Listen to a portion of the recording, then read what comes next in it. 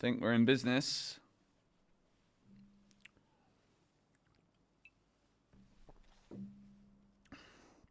Are we live?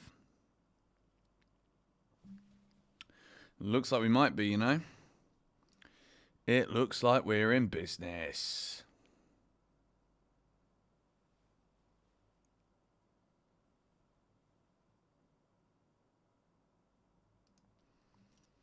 Okay. See who we've got in the chat today. I'll wait until everything is coming through consistently. And then we will get cracking with a little intro of sorts.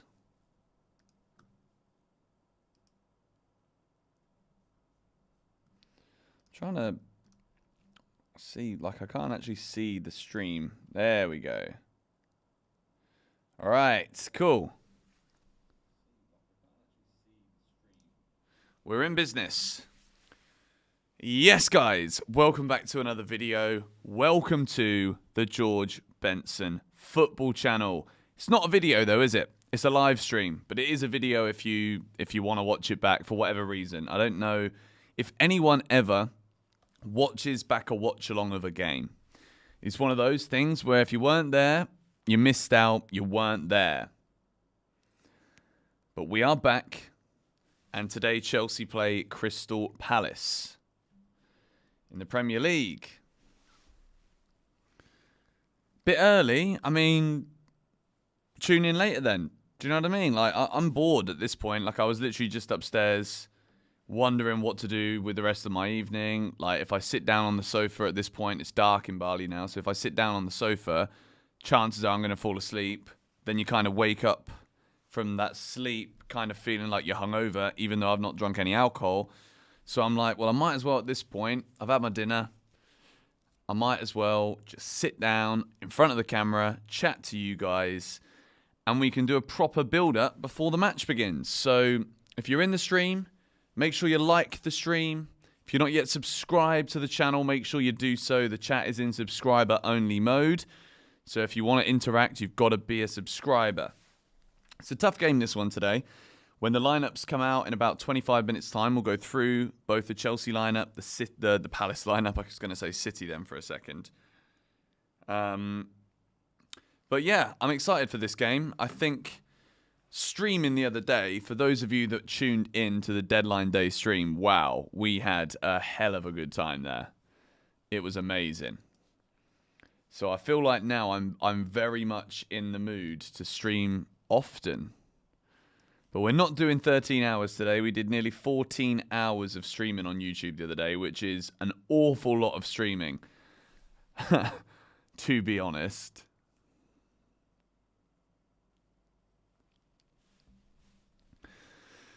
But it's going to be a good game, this one.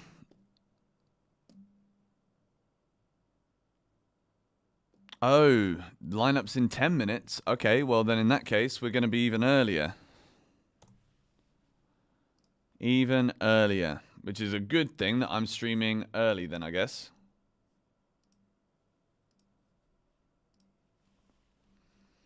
I'm excited for this match, guys. I think we really need a win today. It is such a difference. I don't know if I noticed this more because I make YouTube videos, but there is such a difference between being a fan of Chelsea Football Club during an international break after a win and being a fan of Chelsea Football Club international break with a loss. Like, it's actually ridiculous, the difference.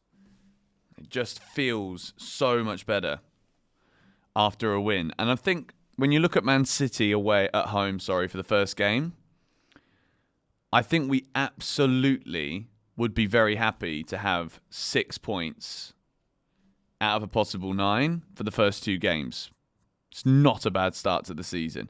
A draw today is kind of meh, but I think the result is the most important thing for me today. I don't really care how we win. If it's a 1-0 own goal, 88th minute, I'm still happy. The performances, obviously, we want them to be better. We want them to be consistently good. But I think overall, the most important thing today is 3 points. Let me know your thoughts on that in the comments down below. We cannot drop points. Oh, So electrolyte drink is not the one. It will be high scoring. I mean, with the way that we've defended and the way that we've looked going forward, it's absolutely going to have goals in it, this game. Absolutely going to have goals in. If you didn't watch the match preview, well, you missed out because now you're on the live stream. There's not much point in going back and watching the match preview, unless you do want to watch like the dedicated video where I build up to this game. But we'll probably talk in almost the same way as we build up to it now. Lineups, I think, are going to be in 8 minutes.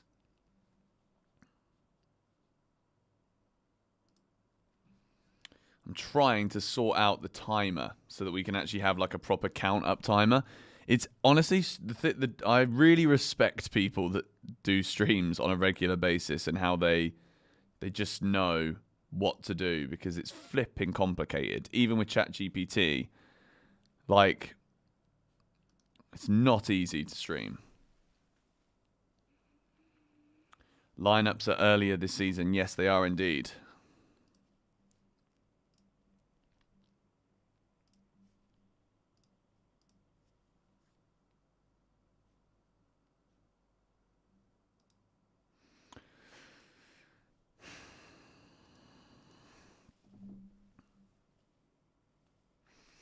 Also, guys, Jadon Sancho is now a Chelsea player, as you will obviously by this point know, because we've made multiple videos on it. If you're in the live stream the other day, we had the Here We Go for Jadon Sancho live on GBFC. But if you do want to buy either the home kit, the away kit, the third kit, and you want Sancho on the back, I think he will be quite a popular one because less letters. I think people are going to like Sancho at Chelsea.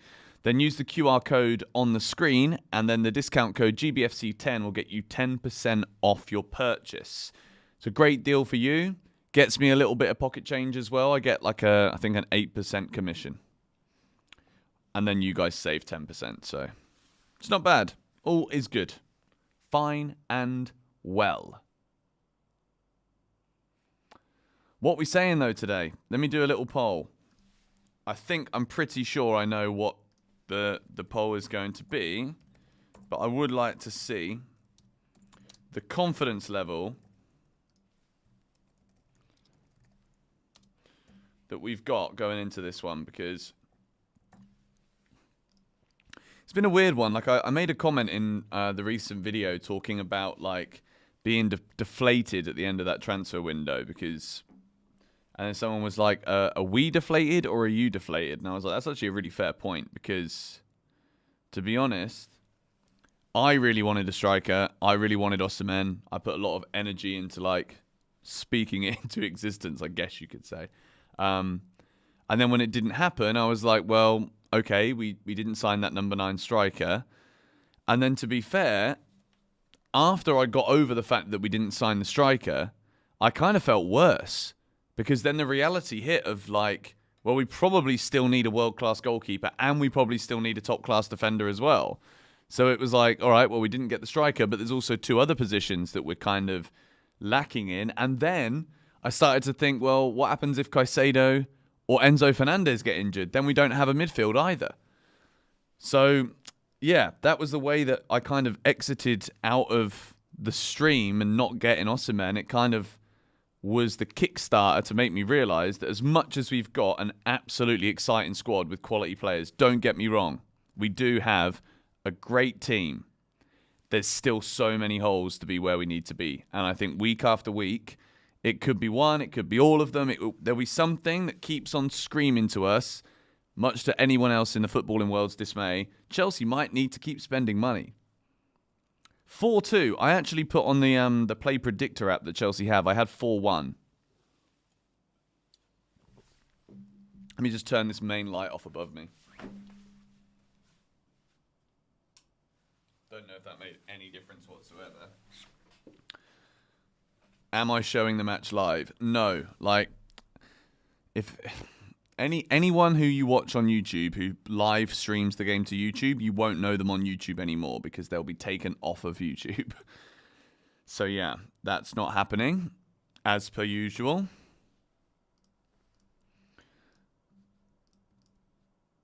I'm trying to format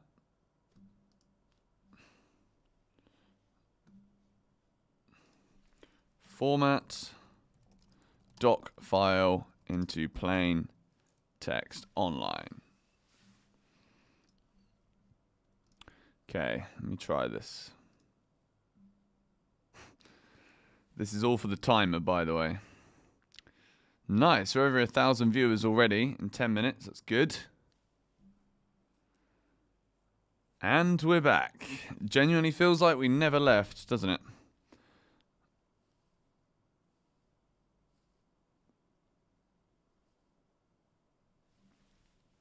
Where am I now? I'm in my office.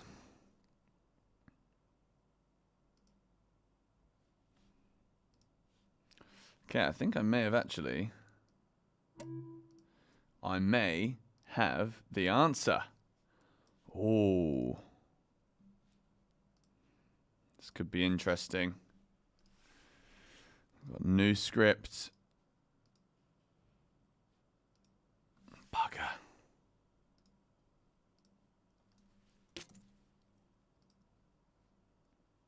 I'm going to rename it.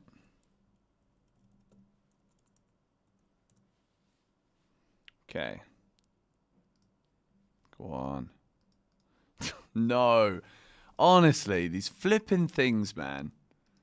Like, hey, there's a nice donation right there from Gio.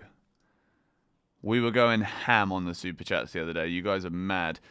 Colwell will be captain today. Enzo will start off the bench. Cucurella will invert. Felix, Palmer, Neto, Madueke, and Jackson up top. If you've got insider information here, that does sound like something that could plausibly happen, doesn't it?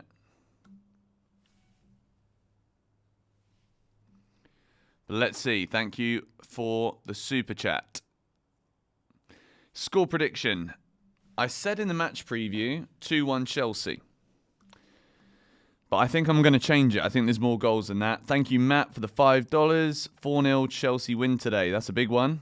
That would be ideal, wouldn't it? If we can get like another really convincing win, I think it would actually be a convincing victory today with a good performance. It completely, for me, eliminates the Servette result. The Servette result is still there for me because like we've not had enough good performances yet and enough wins under Maresca for me to be like, that's the standard. If the Servette result is a one-off because today we play a different 11 and we actually batter Crystal Palace, then if that's the case, I'm forgetting the Servette result and I'm like, here we go. We're actually going somewhere. But looking at the poll, only 3% of people in here think Crystal Palace are going to win.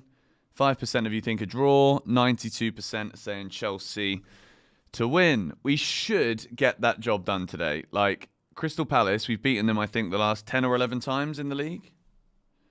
Oh, okay, we've got the team. The team is out. I will put it up on the screen as soon as I can. I'm hoping they're going to tweet it as well. Yes, here we go. The starting 11. Saving it now so that you guys can get it up straight away.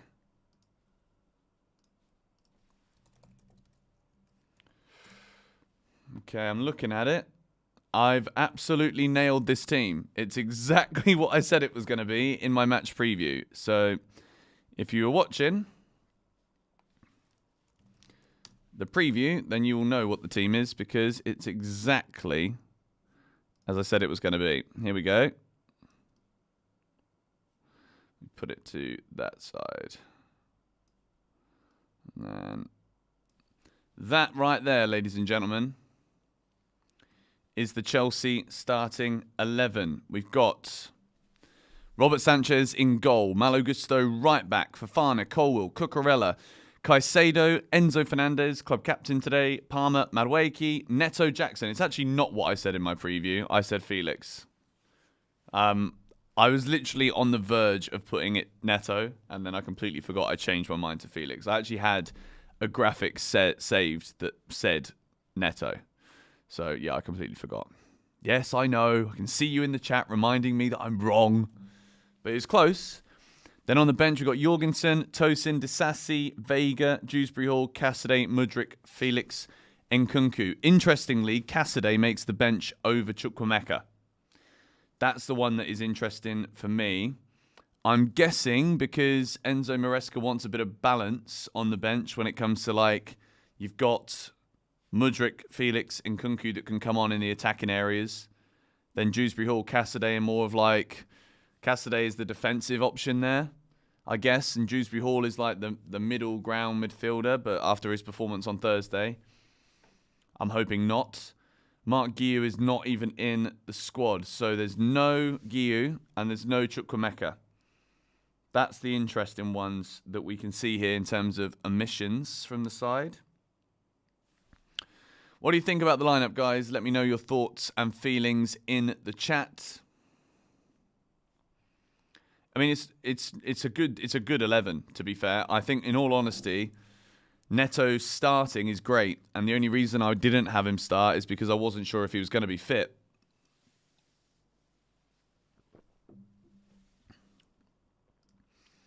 There's also no Badia Shiel in the squad. That's also very, very telling. Interesting. 4, 2, 3, 1. Got the old notebook out again. Christopher Nkunku. Look, I think Nkunku is doing very well at the minute. He's scoring. He's scoring every game that he starts. Basically, I think it's 5 in the last 5 that he's been a starter. But to be fair, you can only have one of Palmer or Nkunku in the 10, and it's Cole Palmer every day of the week for me. As great as Christopher Nkunku is, Cole Palmer is absolutely undroppable unless he's injured in this Chelsea team. He's unbelievable. Make that slightly over there a little bit more.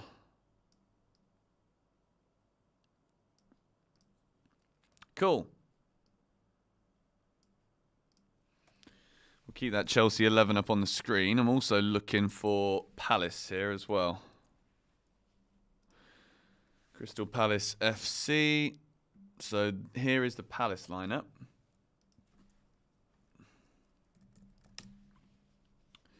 Add that one in too. Image. Palace. And then we'll make that small.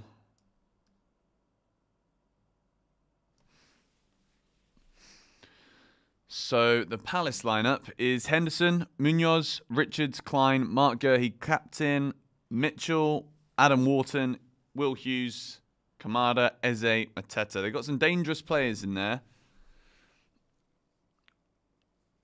And then there's not much talent really on the bench. But Eze and Mateta, the obvious ones to look out for. Adam Wharton in the middle of the pitch, brilliant midfielder. Decent back line, decent fullbacks too. It looks like maybe they've gone for like 5 at the back here.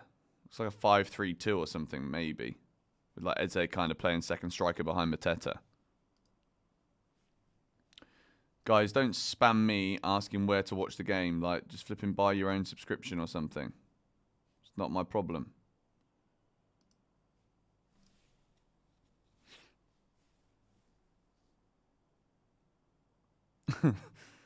Jeez, as if people still come to a live stream and ask these silly questions. Loving the format. Looks sick with the lineups on the screen. Yeah, I mean, like, I'm new to the streaming thing, so I'm trying to figure out right now, as I'm looking at everything and talking to you lot, I'm trying to figure out how to get this flipping script thing to work so that I can get a timer. I've got like a countdown timer, but no one really watches football with a countdown timer, do they? New Jackson contract. Is this where's this come from?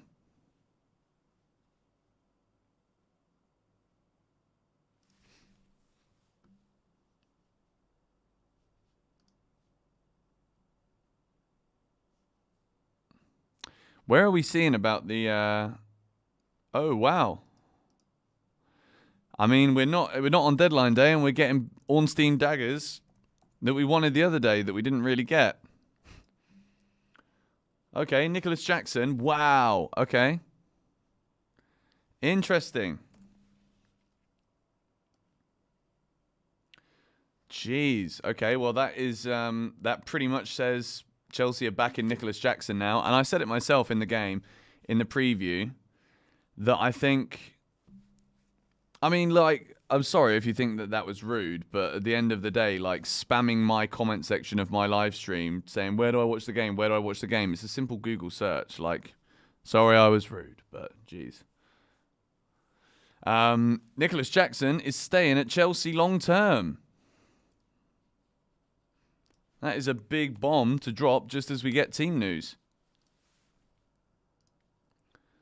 So, let me just get that up on the screen too. It's a bit messy. A lot going on right now, but there we go.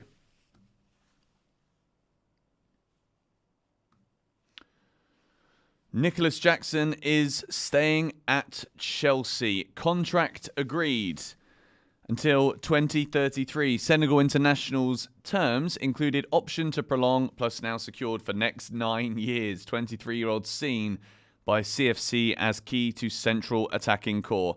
Look, I think the reality of the situation is here, that is a very well-deserved contract extension for Jackson and a great piece of news for Chelsea. I think Nicholas Jackson is already a really good striker who is only going to get better. Yes, I think that he could have done a lot better if we'd have had another striker there that could take the burden off of him, because look, he's still not the best finisher. He works incredibly hard, but in terms of doing like the core principle action of what a striker is supposed to do, he's still not amazing at that, let's be honest. But yeah, I think the reality of the situation is it is a very deserved new contract for Nicholas Jackson. Some people won't like him because some people have now got like different opinions as to what makes a good footballer, and maybe people look at Erling Haaland scoring a hat-trick every game and consider that to be like the benchmark of what a striker should do. The reality there, in my opinion, is that that is not normal. Erling Haaland is a robot, and he might end up actually going down as the best Premier League goal scorer who ever lived. He's that good. And I think now, because we're so used to him scoring hat-tricks and scoring crazy goals and whatever, he probably doesn't even get the credit he deserves anymore, Haaland. I watched that game yesterday. Well, I didn't actually watch it live because I fell asleep, so I was knackered after the night before. But I watched the highlights and I'm like, how on earth is he that good? Like, Haaland is a joke. An absolute joke of a striker.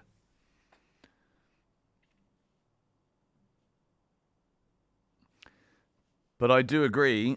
I can see some of you guys commenting this now. I certainly do think that there is a very few top-class number 9s now in world football.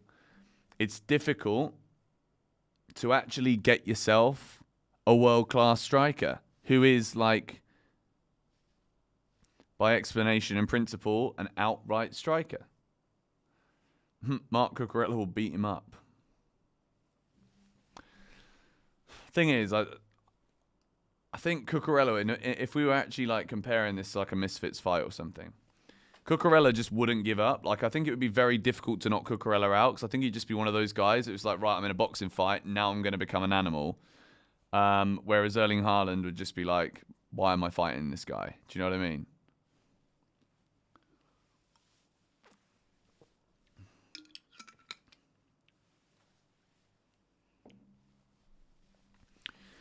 So, we have now got nearly 2,000 people in the Chelsea Palace GBFC Premier League live watch-along. I would love to know from you, in the comments down below, what you think is happening in this game. Score predictions, please, in the chat.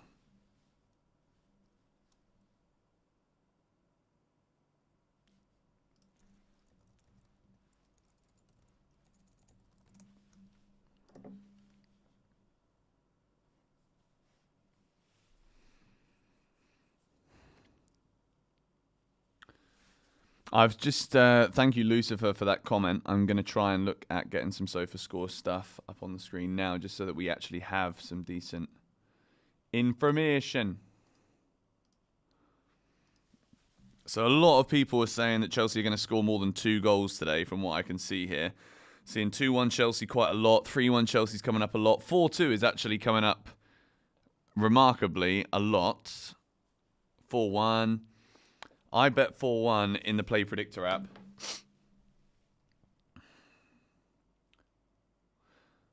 Show us the starting lineup on the stream. I mean, the starting lineup is right there. If you want to look at the starting lineup right now, we've got Sanchez in goal, Malo Gusto right back, Wesley Fofana, Levi Colwill, Marc Cucurella, Caicedo, Enzo Fernandez, Palmer, Madueke, Neto, Nicholas Jackson through the middle off the back of signing a new contract. Reported just now by David Ornstein 7 minutes ago. The bench is also looking really good, I think, today for Chelsea. You got Philip Jorgensen, Tosin, Disasi, Vega, Dewsbury Hall, Cassidy, Mudryk, Felix and Kunku. When it comes to balance, that is about as good of a Premier League bench as you could ask for. You've obviously got your goalie in there. You've got 3 defenders, 2 kind of central base midfielders, and then 3 attackers that can play various different roles across the front line. It's good. I think Chelsea's squad is in a decent position right now. I do find it crazy that Cesare Casadei has made the bench over Carney Chukwuemeka. I don't know what's going on here. I think Carnes is an unbelievable footballer, and for whatever reason, maybe Maresca doesn't see it right now.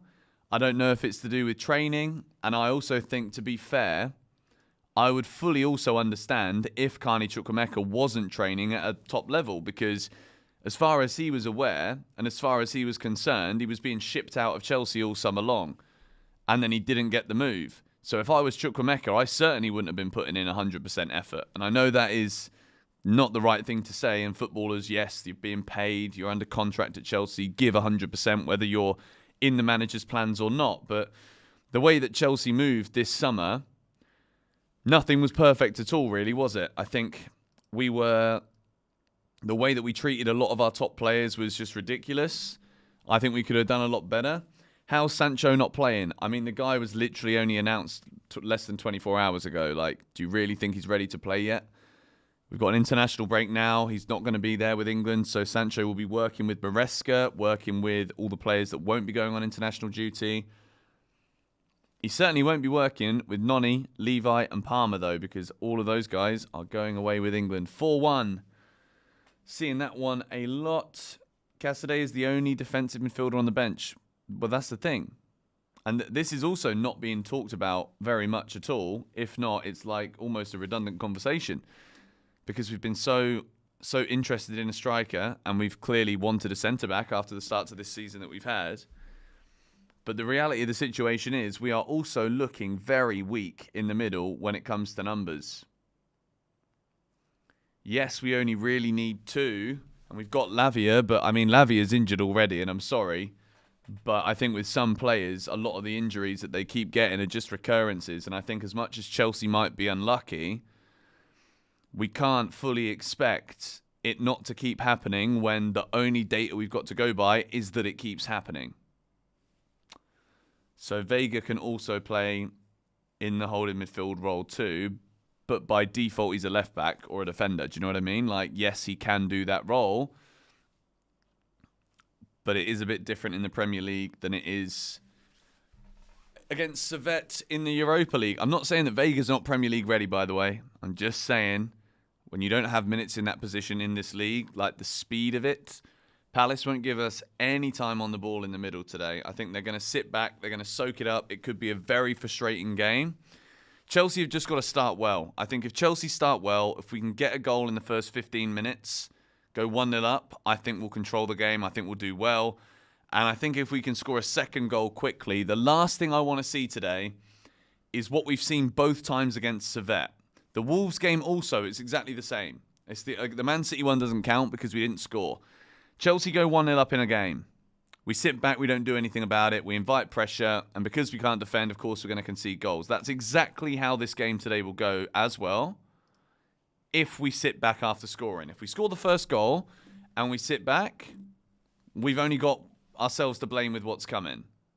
If it gets to a point where we concede the first goal, that's when we'll get frustrated. But I think now we're a bit more equipped in terms of quality to break teams down. But I also think the way that teams come to Stamford Bridge, like, and I think the crazy thing is, I don't even think it's as noticeable against teams that are even better than Chelsea. I don't think teams go to the Emirates or the Etihad and sit back as badly as they do when they come to Stamford Bridge. And the reason for that is that at Chelsea, teams can come to us and not play very well and still win as long as they protect their goal. When you go to Arsenal and Man City, it doesn't matter how many players you put in front of that goal, they'll find a way to score. Particularly Man City, Liverpool as well. Liverpool, I think, are much more susceptible to conceding goals against teams that will just sit back on the counter-attack. But Man City, like, it's different. It's so different going to Stamford Bridge where we've not quite got as quality as City have. And if you just literally pack everybody in the box and then have one shot, you'll probably score because we don't have a world-class goalie. Simple as that. But hopefully today we're back in Sanchez. I'm believing in him. We've got less than an hour now, guys, until the kickoff of this match. Chelsea versus Crystal Palace. Premier League football. The last game before the first international break. And blimey, do I hate these initial international breaks at the start of the season. You just get into things.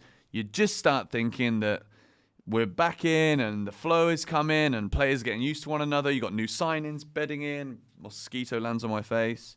What? Go away. Literally, a mosquito landed in my eye. And then you just get whacked. 2 weeks, no Chelsea. And to make it worse, the next game is on a Sunday. Watch us lose this. Loving the optimism, King Shark. But why? Now, I think today, we got to back the boys.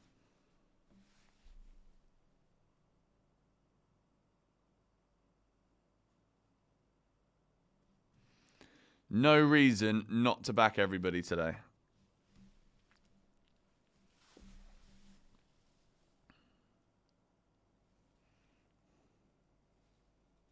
To make it worse, we have to watch Lee Carsley manage England. I mean, let's see, eh? Let's see.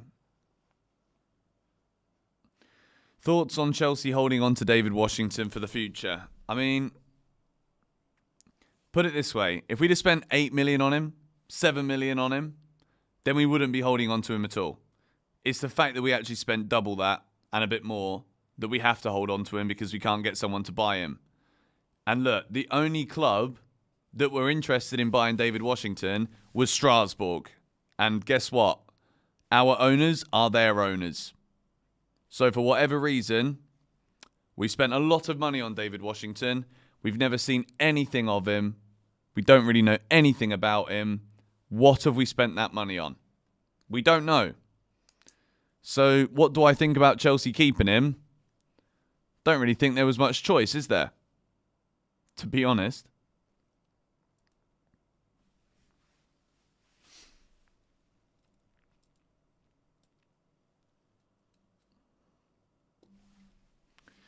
Will I do England content or take a well-deserved break? No, I've got some good ideas as to what I can do for Chelsea videos. Like I'm gonna still make Chelsea content.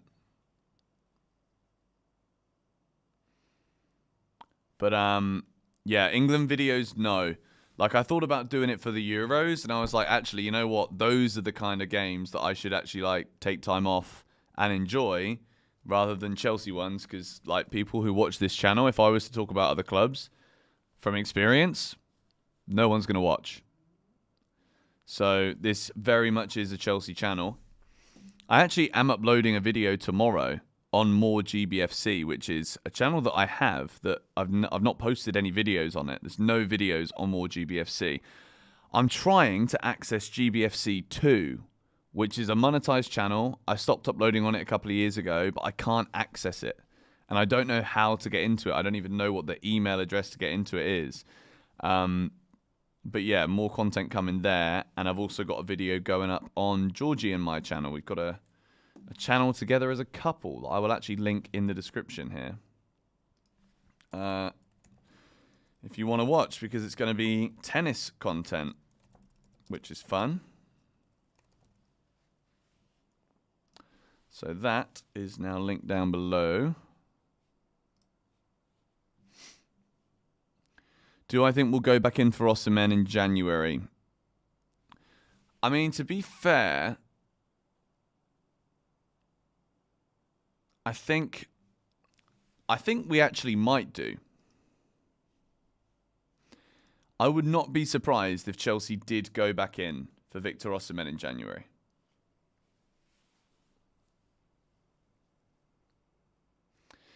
Simply because I don't know if he's going to move to Saudi or not. The Saudi window closes tomorrow. We're hearing absolutely nothing today. And as much as, you know, it was very much a game of chess throughout the whole summer between Napoli, Osimhen, Chelsea. And the reality of that is none of those three chess players really knew what chess they were playing. I think Vince Bluefooty on Twitter, he put it very, very well in a tweet today. I think the problem here has been the agent the whole time. The way that Osimhen's agent was talking in the media was very, very off-putting for virtually everybody involved. But at the same time, I think the way that Osimhen is being advised is clearly not very good if it gets to the end of a transfer window and you're still sat playing with the under-21s at Napoli and never allowed back in again. The way that things have been dealt with by Victor Osimhen and his camp is atrocious. Whether it's Osimhen actually just being a very difficult person or not, I'm not entirely sure that's true. I think it's the agent. I think the agent, an agent who comes out and speaks publicly the way that he does, at the end of the day, like, this is business that is worth hundreds of millions potentially of pounds or dollars or euros. Like, to just go out there with that much like they would call it like big bullish swagger to try and get points across and to try and look and seem like big deals. But I call it stupidity. I call it stupidity when you've got people like Chelsea Football Club waiting for a bargain. You got Napoli trying to squeeze as much money as possible. Like, look at the gap, even in the mindset, between the way that Chelsea entered this window and the way that Napoli entered this window. Napoli are like, he's a valuable player, 130 million euro release clause. Cool, we're going to wait for that. Chelsea are like, 130 million euro release clause, no thank you, but we're going to hang on. Meanwhile, every other big club in Europe looks at that 130 million release clause like, okay, whatever, we're out the door. Even Saudi Arabian clubs are like, whatever, out the door. Chelsea wait and wait and wait, knowing that pretty much everyone's going to remove themselves for the race here because they're just going to focus on other things. Chelsea think, okay, we'll get ourselves a bargain at the end of it.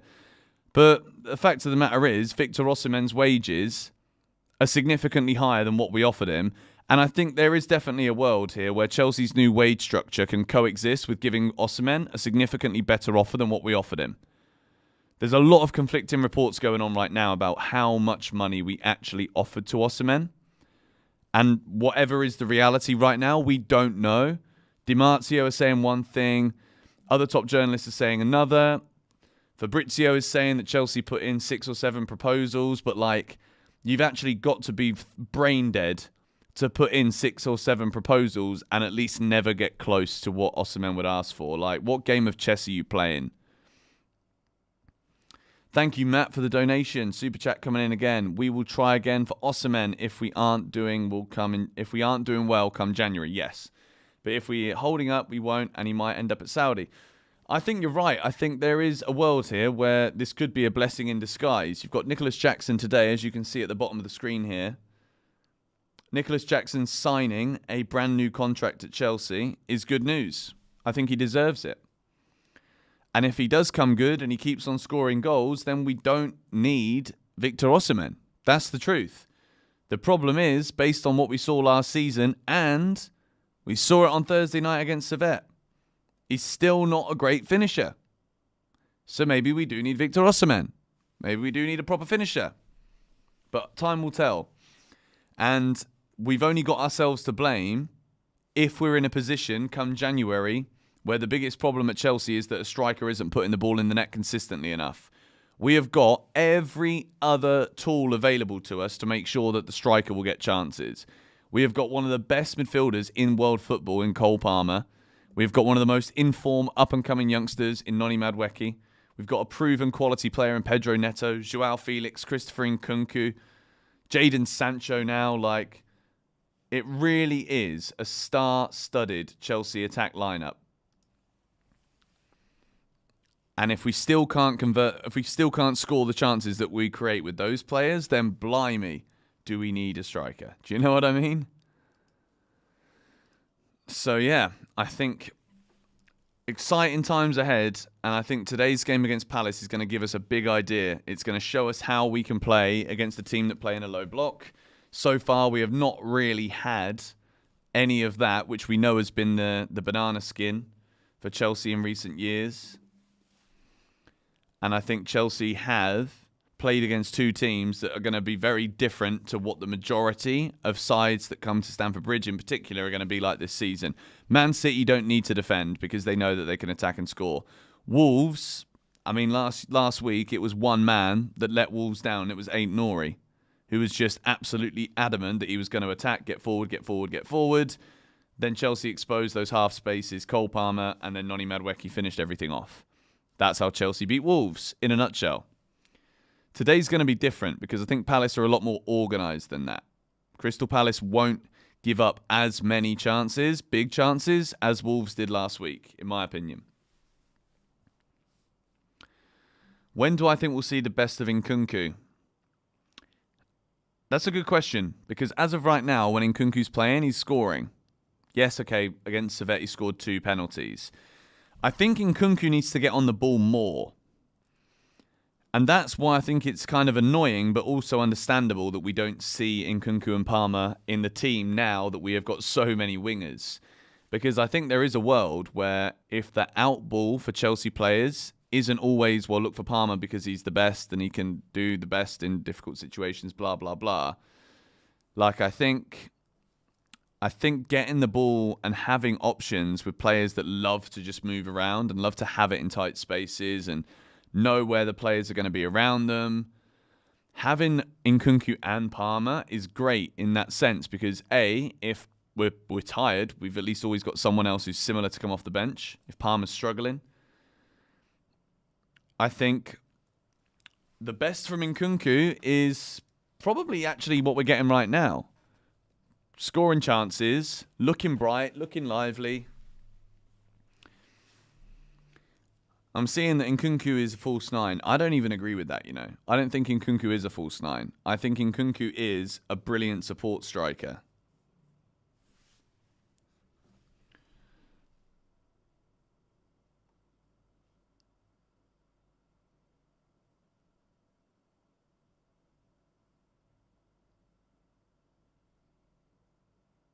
Fofana as a 9. No. I don't think so.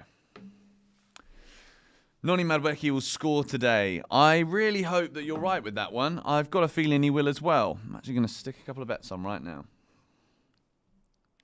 Finally, Palmer as a 10 starting. I think this is what we've been waiting for, isn't it? Stamford Bridge, Cole Palmer as a 10. But also, like, that is more exciting because we have got wingers that are performing.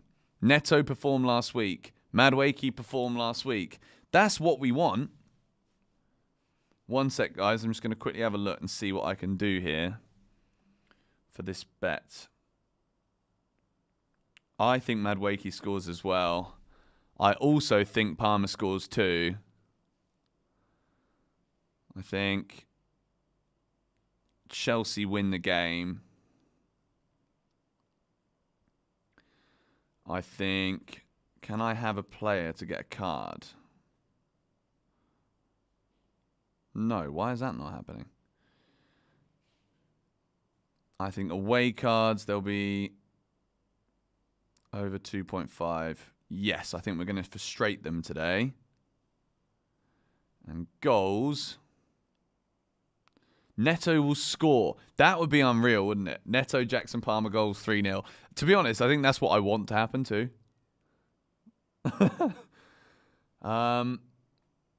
Narrow win. Okay, and then I'm also going to say over 2.5 goals in the match. Let's go. Up the bloody Chelsea. Oh, you can come in now. G, can you hear me?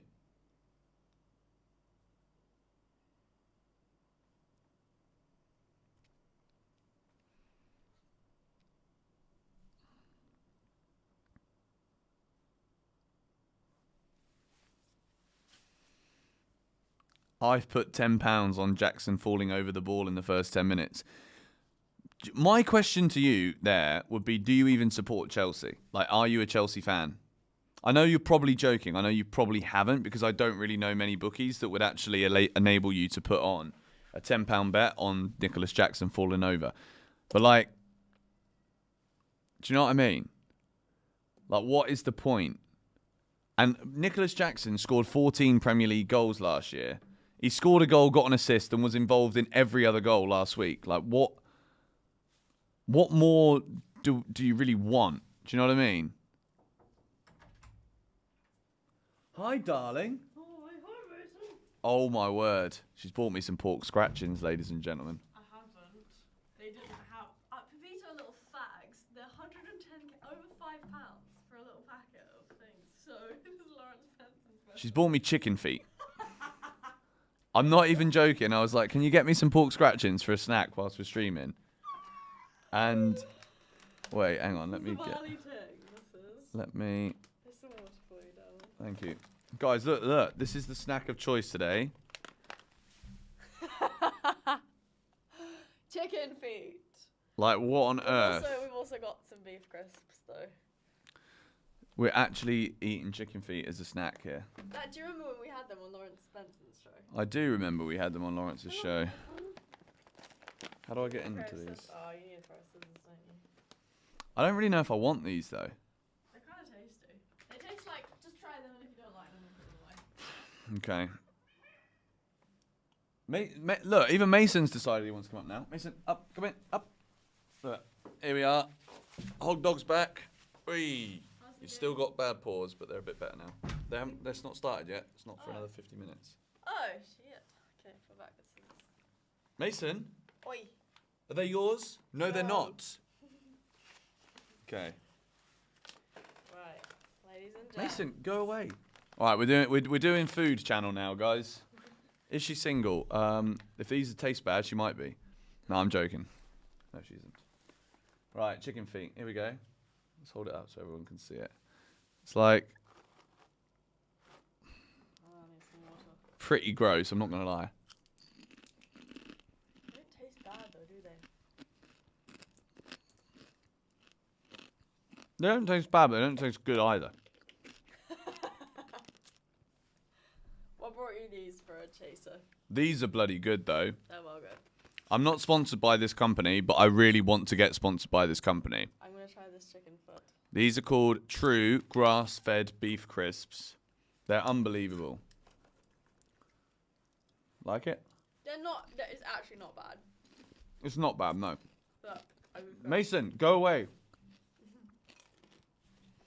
He's like, but this is what I was born to eat. yeah, he's like, but you called me here, but now you're pushing me away. Anyway. Forget tennis and start a food channel. No, we're doing tennis with food. Tennis and food and travel. Am I vegan? Absolutely not. Vegan? No. No, absolutely not. Mm. I thought the game had started already, so it starts half. So another 40 minutes. Give the dog a bite. No, because then he begs every time we got food. Okay. You can go up. Love you. Love you too. Like, if you want any more chicken feet. I'm getting told off for talking with my mouth full. Ooh, It's a good point though. Fair play. definitely. Do you actually want proper food? Do you want me to cook you? No, honestly. That chicken I had earlier was enough. Okay. Thank you for the waters too. Sure. You're getting anything? No, thank you. Not now. It's all good. Love you. Mm. Bye. Seeing someone compliment my hair.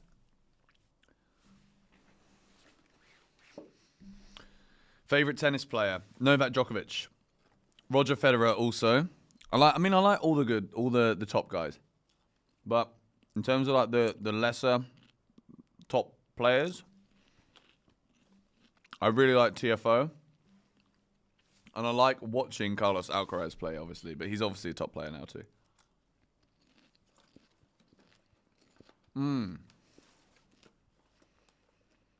Where is her Chelsea shirt? She's actually got a couple.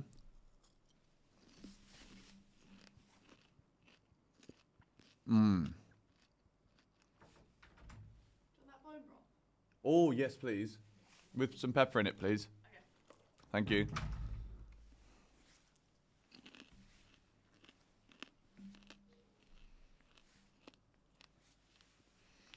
Hey, we've got the first new member.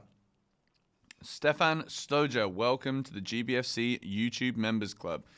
I'm actually gonna, when the whole like streaming thing grows a little bit more here on the channel, I'm gonna be doing some exclusive things for members.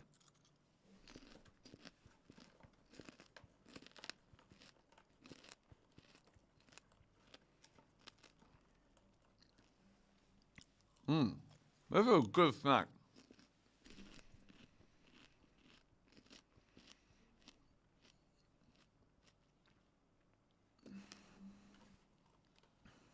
Once I said Djokovic, it was a no-brainer. I'm guessing you're Serbian then.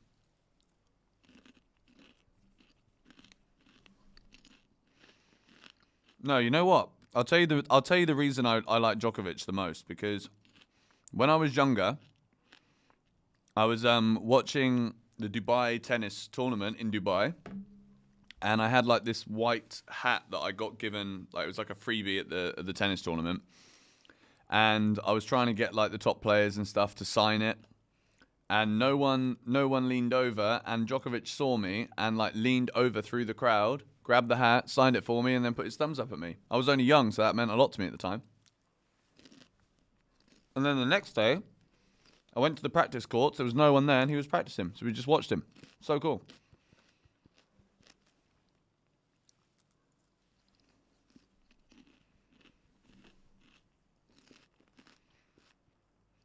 How was Dubai for me? Hot.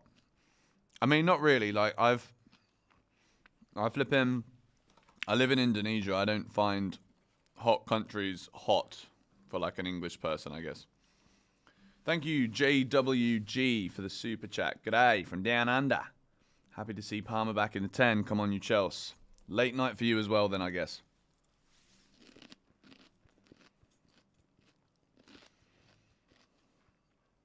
Guys, 35 minutes till kickoff. Go.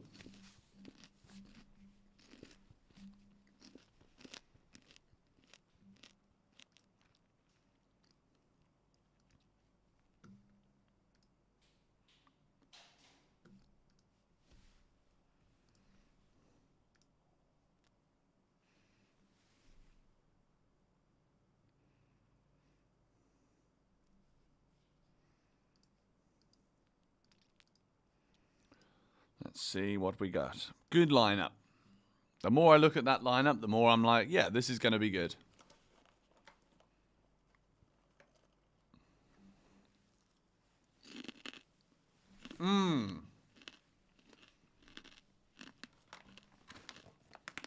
Keep doing the watch-alongs with pleasure, mate. Don't you worry.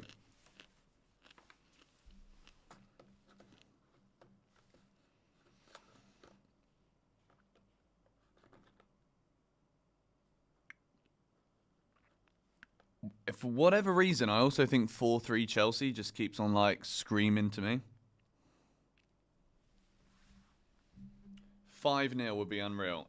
Honestly, a clean sheet today is all I really want. A clean sheet and 3 points. I'm going to say it now. But the Chelsea record, when I stream, is atrocious. Quite often when I stream, we lose. Just saying. Thank you, Jamie, for the donation. January Osimhen Fund. Thank you very much. I will be sure to send it straight to Chelsea so that we can get our man. Hey, we've got a load of donations coming in. DRKZZ, Badiashile not in the squad. Greetings from Greece. I mean, to be honest, I'm not going to say that has tickled me in any way whatsoever. I felt he was very, very poor on Thursday night. Got given a chance in the Conference League. Didn't really live up to any kind of expectation of what's expected from a Chelsea defender, and hasn't been very good for over a year. Not a surprise he's not in the squad. Should have been sold.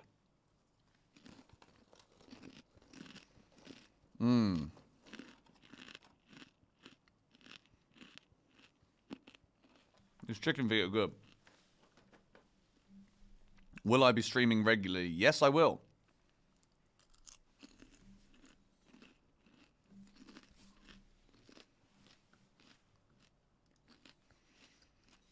I'm actually going to tweet the stream out now.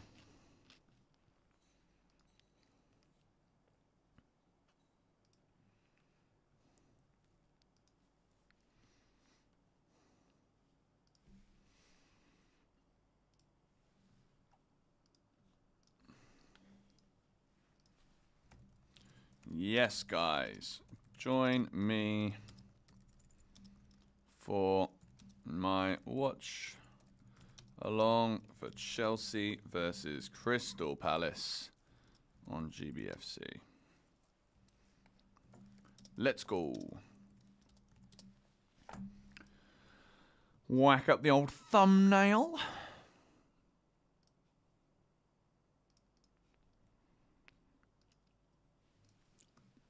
When do I sleep? To be honest, last night was unreal. Thank you for the super chat, Dan. Last night I slept for like 11 hours. It was unreal. After the night before, like sitting down in a chair for 14 hours is draining. Sitting down for 14 hours and literally hardly stopping talking is actually flipping exhausting. Like, I gained a lot of respect for people that regularly stream for, like, stupid lengths of time. Alex Goldberg, I think, did 15 hours, too. Sorry about the crunching. ASMR. The coffee is very good in Bali. Yes, you're right with that. Very good. It also very much kept me awake the other day. Like, I think without those coffees, I would not have been a very functional streamer.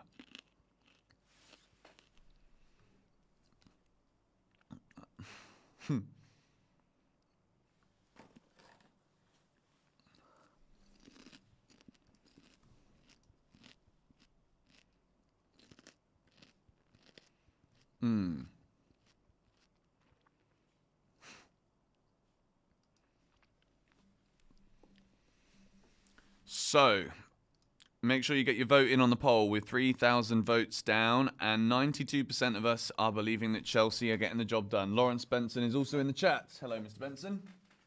Are we doing good, mate? A Chelsea win and a Lando Norris win in Formula 1 will make my day. I'm saying that a Chelsea win and a Ferrari win in F1 will make my day.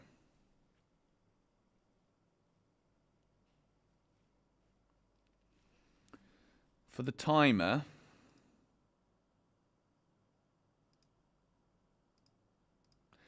guys, I've got a countdown timer. Like, I don't know if that's going to be annoying. Like, I can turn it off or not. The count up timer, for whatever reason, I just cannot get it to work. And when I say I've spent a lot of time trying to figure that out, I've spent a lot of time trying to figure that out.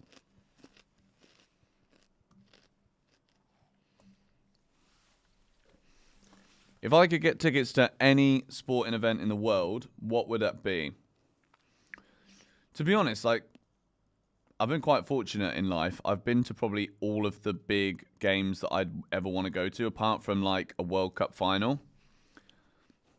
But to be fair, I wouldn't want to go to a World Cup final unless England were in it, because I'd feel like me taking up a seat from someone from Spain or someone from France would be like, I don't know, I just probably wouldn't enjoy it as much. What have you bought me now? Some broth. I didn't cook it myself. You have some? No, I haven't actually. Should I try it for you? Make sure that it's not too Guys, we've got another snack. Georgie's bought me another snack. We've got chicken broth. Going with the chicken theme. Oh, it's very peppery. Is it? Yeah, but you asked for pepper, didn't you? If you're wondering why I only ever seem to eat like meat and stuff, it's because I'm on the carnivore diet for a month. And this is like the end of the first week. I'm actually posting a video tomorrow on more GBFC. Yes. On your Oh, it's hot. I said it's hot. I know you did. Peppery. Oh dear. How your chicken feet? Well, they're going down. They are. I think maybe take them away. Really? Okay. Yeah, like, I don't really want to eat a whole bag of them, and if they're there, whilst the game's on, I 100% will. Yeah, they are like pork scratchings, but chicken version, aren't they? Yeah, I mean, at least I'm getting some variety. Baby voice, please, boss. Baby voice. Now, that is just odd, isn't it? Yeah. Like, imagine going up to couples in the street and being like, show me your baby voice. You just don't do that. Oh, I need to take these. slightly peculiar. You can take the scissors if you like. Okay. Lots of love. Text me if you need anything. All good? Yeah, thank you. Thank you. You can come down and watch if you want. Yeah, can I? Yeah, if you want to. I will. Come and get involved. I will. I'll see how it goes with work. But Okay. bye. Bye. Love you. Honestly, guys, we're doing these streams now that I'm back in my office. It's so good when the games are early. Like, because Bali is 7 hours ahead of the UK, and then after October, it'll be 8 hours ahead. Sometimes the games are on at just such stupid times. Like, a 2:30 p.m. in the afternoon game, or whatever the kickoff time is in the UK today. I don't know. I'm guessing it's 1:30 because it starts in half an hour. Like, that's so nice. The game kicks off at 8:30 p.m. for me, which is just unbelievable. Thoughts on Alcaraz and Novak being out of the US Open already? I mean, it basically means that Yannick Sinner's got another Grand Slam. I like Sinner. Not as much as the other guys. But yeah. I wonder if we can hit 308,000 subscribers today. We're rocketing up the subscriber chart recently. Like, it's been quite odd on GBFC. Like, some months, videos will do really well, but we don't gain any new subscribers. But recently, the last 28 days, 8,500 new people. Unbelievable. So welcome to GBFC if you're new. If you've been a long-term subscriber of this channel, you'll probably know that GBFC watchalongs and Chelsea wins don't always come hand in hand, but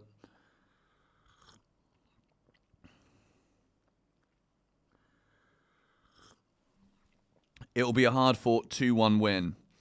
That's what I thought it was going to be, and then I just remembered it's flipping Chelsea, isn't it? Like, box office football down both ends of the table.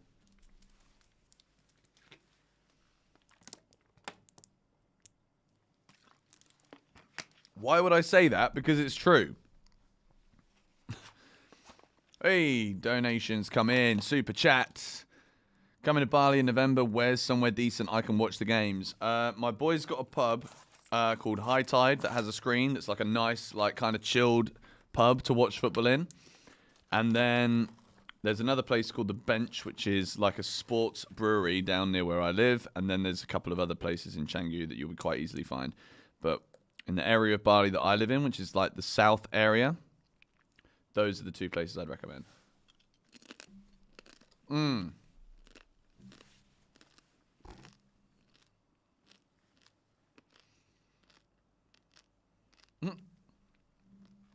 Can I sip the tea away from the mic? What are you going to do about it?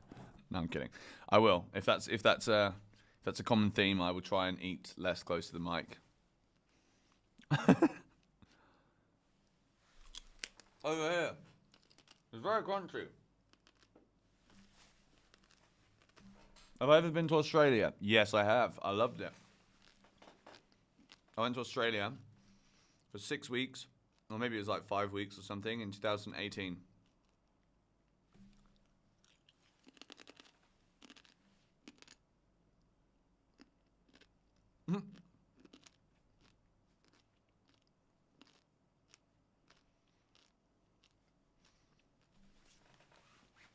How tall am I?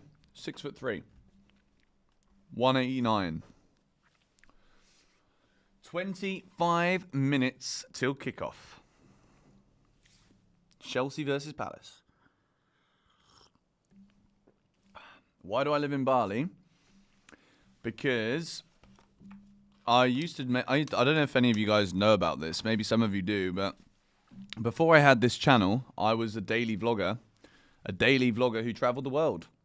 And Bali was one of the places I came to film a series. The series pretty much went viral on my channel and my friend's channel who came out with me. So I really loved the place, and it made sense to come here and film stuff. So then I came back here again, and then the second time I came back to Bali, I just made a load of friends with people who lived here. So then by default, I just kept coming back, and then when COVID happened, I was like, screw it. I'm not going to stay in the UK where I knew there was going to be a load of rules that were going to be a load of shit, and it was going to ruin everyone's fun and ability to have freedom and good time. So yeah, I basically just said, screw it. I'm not going back there. I'm staying here. And then as a result of that, like, the world was shut down, and then I got older and kind of grew up, and then got a cat, a dog, which is a reason to stay in a place even more. And then that's it. That's just the way that life goes sometimes. Sometimes things happen out of the blue, and it's about how you make the most of it, as opposed to letting things control you and then kind of just waiting. I think a lot of the issues in the world that happened as a result of the pandemic was that it put everyone's plans on hold. Whereas for me, I'm like, no, I'm sorry, but the world doesn't have to stop right now. Do you know what I mean? Like, if I go out in public and I see an old lady, I'm not going to go and cough in her face. But why should I not be able to go outside? Do you know what I mean? That's the way I saw it. Anyway, there's a lot of potential politics that can come as a result of talking about this stuff. So I'll save it for a day where we're not talking about the football. OGs remember the Herder of Buffalo days. Now, if you remember the Herder of Buffalo days, you are a real OG. There was actually a guy in Montreal when Georgie and I were there. I don't know if he's watching this right now, but if you're the guy that came up to me on the street, absolutely baked off your nut in Montreal, and was like telling me about all of the old Herder of Buffalo videos he used to watch, that was cool. But like, he didn't even know, I don't even think he knows that I still make content. He's like, I used to watch you like 10 years ago, bro. You were the best troll on the internet. I was like, yeah, I was pretty good.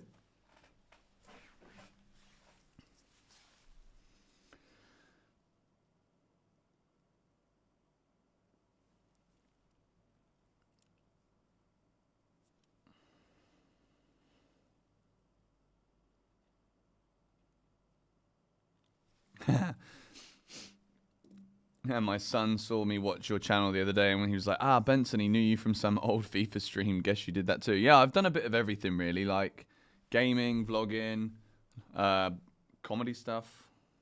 The Bench Brewery Uluwatu, yes, that is where I would recommend for going to watch football. Great beers there too.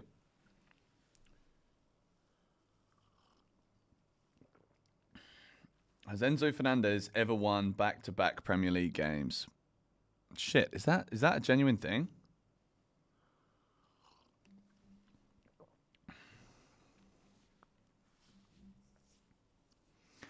Have I got kids? No, but I do have pets. I have a dog and a cat. And I did have 2 cats. Well, 3 cats technically, but not at the same time. But one of them ran away, and then another one ran away. So now I've only got 1 cat and 1 dog. And as I say dog, he shakes. I don't know if you heard that. That was quite cool. Good boy, Mason. Sponsored by the Starbucks mug. Sadly not. I think I'd upgrade to like a couch setup if that was the case. In fact, you know what? I've actually got so much space in my office. Maybe during the international break, I actually make that a little thing. What would you... Would you guys watch this if I made into a video? Like, obviously, this is the GBFC video set. Like, I'm not going to change this. I love this set. It's so easy. I just come in, plug and play, whatever. How about if I use the other side of my office room and spent the international break trying to get, like, a chilled sofa streaming setup? Because I could do it. I've got all of the equipment. I've got mics, like this is a very expensive, good microphone. I've got screens, I've got a television, I've got all the lights. I've got plenty of Chelsea shirts and stuff here too that would be very cool to like decorate the walls and stuff. Maybe I could even have like a whiteboard behind me with like tactics board or something. I don't know. I'm loving this little idea we've got here. I also have, weirdly, upstairs in my living room, I have like a perfectly Chelsea coloured blue sofa. It's not really a sofa, it's like a load of like long chairs. You can lie on it with like a futon on it. And it is really comfortable, but I don't think that's going to go down very well with the lady upstairs if I take the sofa from our living room. Do I get paid with what I do? Yes, I do. That's how I make a living. And I'm for the video that we're doing about the US tour, I'm going to tell you how much money I got paid by YouTube for all of the videos that we made. I don't really know how good of an idea it is to say all of this on the internet, but screw it. I'm going to do it anyway. It's like a transparent, this is what we spent on the trip, and this is what we made back on the trip.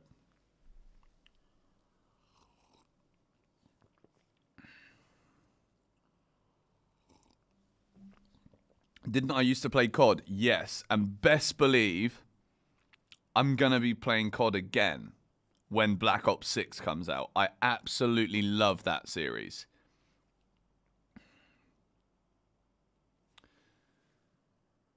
Am I thinking of going back to the UK one day?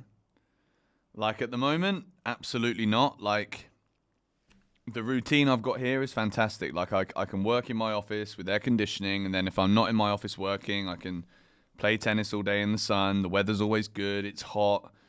The rules in the UK of things that they stop you from doing, and it's an absolute joke. And the cost of living here is like a fifth of what it is in the UK, if not even less.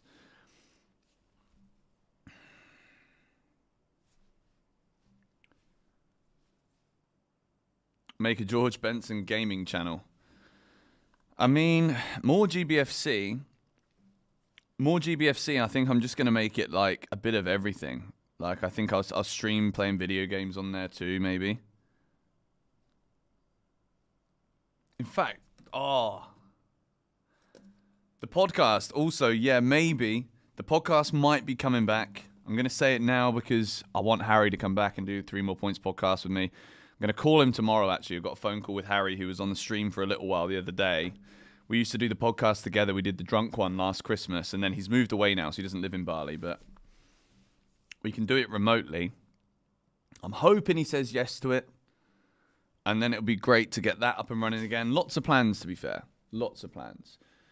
George Benson, Chelsea career mode. Yes, that would be also fantastic, wouldn't it? Does the audio work now for Discord and WhatsApp? As of right now, no. Like, I've tried, I've tested it again, and I don't know what I've done. And obviously, like, I wasn't fiddling with it very much. Like, I was, the only thing I was doing was, like, trying to make it work when I realized it didn't work. So expensive to come over and watch a game. That's why I don't do it anymore. Like, I'll come over for Christmas because, like, it's Christmas and I'll be there with my family at Christmas. So I'll go to games when I'm back at Christmas. But even then, like, Boxing Day football, like, it should be fun, but it's just not. Everyone's like, ugh, after Christmas Day. And Boxing Day football is just never that good.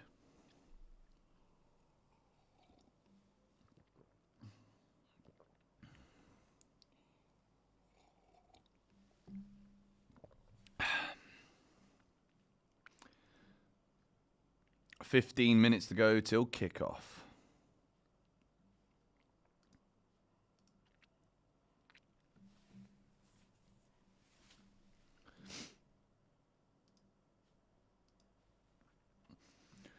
What are we saying, guys? I think we're going to win today. I've got a little feeling that we're going to win.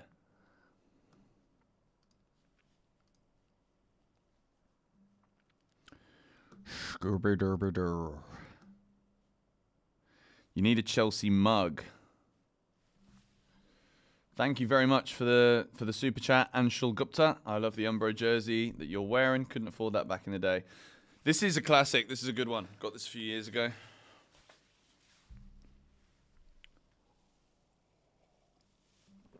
6-2 again. I wonder what the odds are on that. Let me actually check what the odds are on 6-2.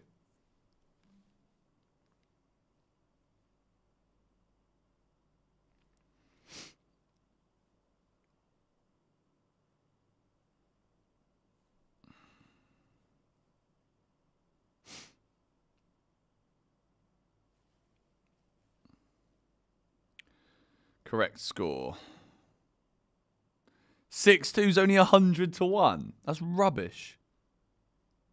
Hang on, let me check on some other site. That is awful. I think 4-1 or 4-2, you know.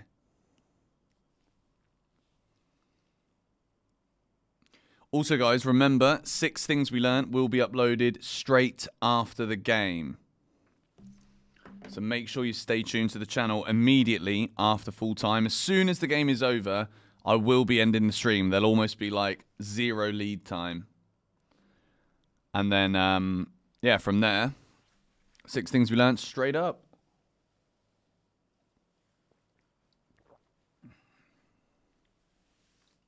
Hmm. 6-0 Chelsea. I'm actually just going to bet on 5-0.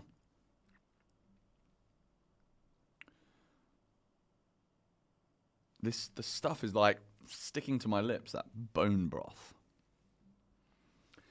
Not good enough for a clean sheet. I mean, I'd like to think so. I think we need to start the game well, though, because 45 to 1 for 5-0. Are you having a laugh, mate? No. 50 to 1. Is that it? Let's go then. I'll do £3. £3 on 5-0. This is going to be great. Let me do a couple of other ones too, just so that we've got some other options here. 4-1 we've said, haven't we? 4-1's only 19 to 1 though. That's not good. Nah, screw it. 5-0, nothing else. Let's have it. No way. No, to be honest, like I don't think we're keeping a clean sheet. That's the issue. Okay, guys, I want you to start spamming the chat right now with just, I don't know, some score predictions, because I'm going to put an Instagram story up.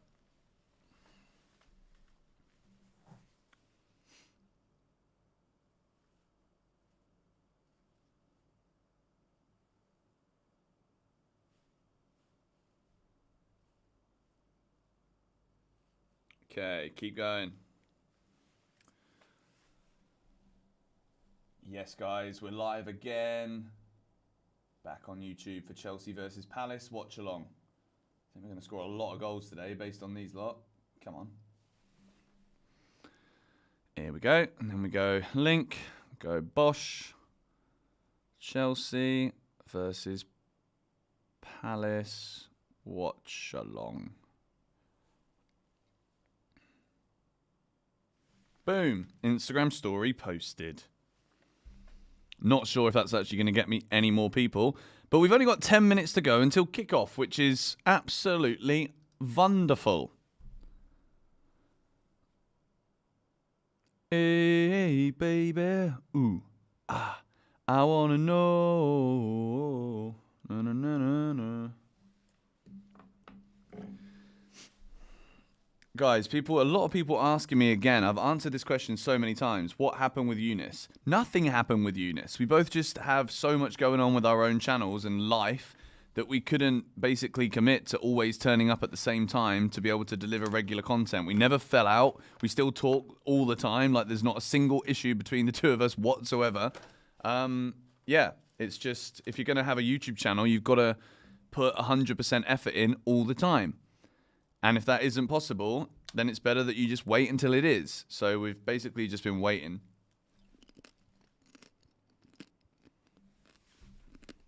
For the right time. Why is this guy just constantly tweeting Rice red card? Like, what's wrong with you, bruv?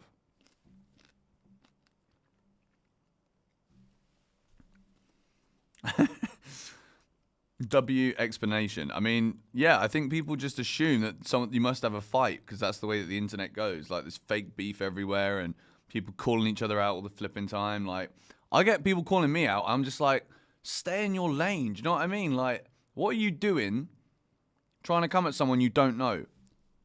Like, just do your thing. Like, no one really cares.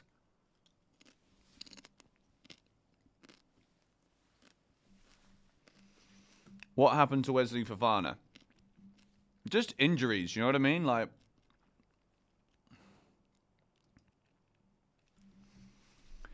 guys, whilst we're here, we are 361 subscribers away.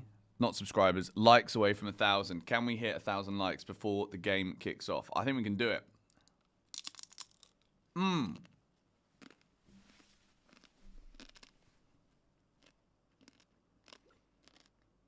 Mason's dreaming right now. Jadon Sancho.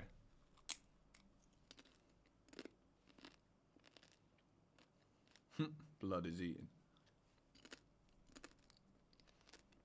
These are good. I'm lighting my joint now, he says. Rate that.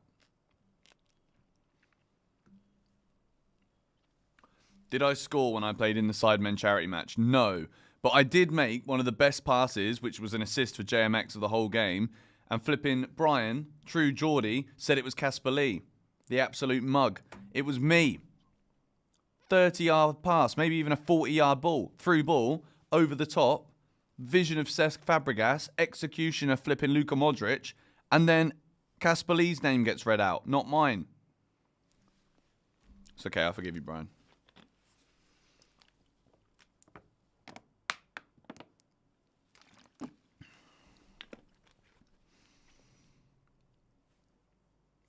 Ladies and gentlemen, it's match day. We need Tom Wright on our trains. So, 7 minutes to go until kickoff. Chelsea versus Crystal Palace. The Chelsea lineup, if you are new to the stream, is up on the screen for you, so that you don't miss a wee trick. Let me remove the text. Nicholas Jackson, new contract. That was a bit earlier when we were in there. I'll put the Palace lineup back up on the screen for you guys now, but I'll probably take the Palace lineup off. Oh, hey there, it's Peter Griffin. Peter Griffin. I need to practice a little bit more, but it will come back eventually.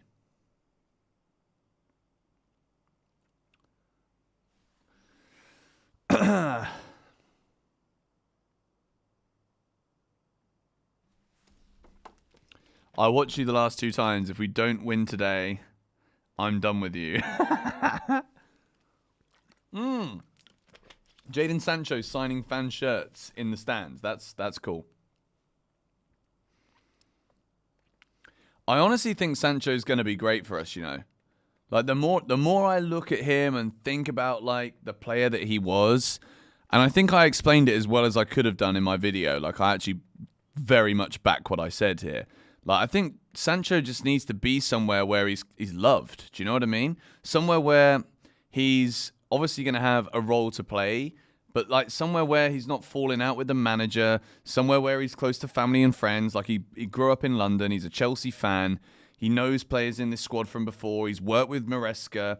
And I think sometimes players, just because they've had a bad run of like a year, 2 years, 3 years or whatever, it doesn't mean that they're finished. And Jadon Sancho's 24. Like, for Chelsea to sign a 24-year-old for potentially 20 to 25 million quid who supports us and who was an absolute world beater. And remember, if you watch Jadon Sancho against PSG last year, that performance, you're like £100 million player. Like, tell me I'm wrong. If you watch Sancho for Dortmund against PSG last season, tell me that's not a £100 million performance. The ceiling for Sancho is still so high.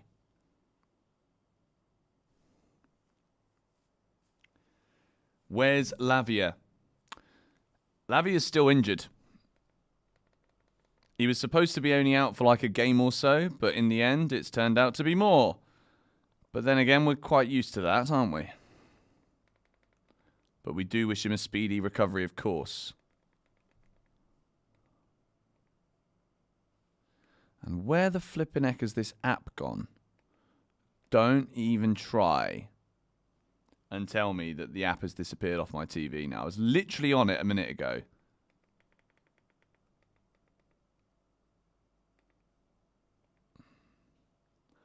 I hate technology. Like, I genuinely think that the world is out to get me when it comes to technology. Like, it literally was just there, now it's disappeared. I watch on the video app in Indonesia, for those of you that don't know. It was just there again and then disappeared again. This is actually sorcerous at this point.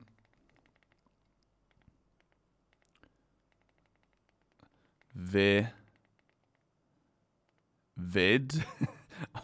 I'm literally like, don't make a mistake. Don't make a mistake. Video. Okay, well, we're back on it. Good. Honestly, it doesn't like me. The Liquidator is such a banger. Yeah, and I think the thing is, like, a lot of clubs play it, but I think it's actually just significantly more iconic for Chelsea.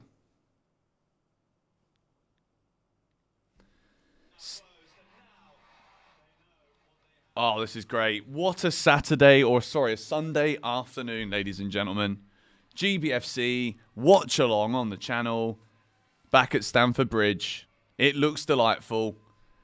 Very bright, sunny day at Chelsea today. 3 minutes to go till kickoff. The teams are out, currently lined up, and we're ready to rock and roll. Pedro Neto just does suit the Chelsea badge, doesn't he? Let's be honest.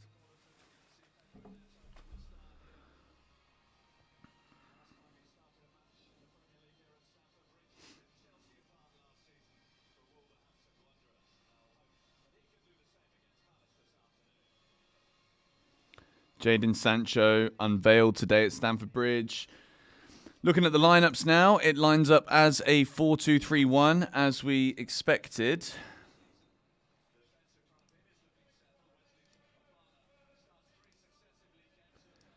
So guys, when the match starts for me, I'll tell you now, and I'm just going to show you on the screen and then I'll reset it again.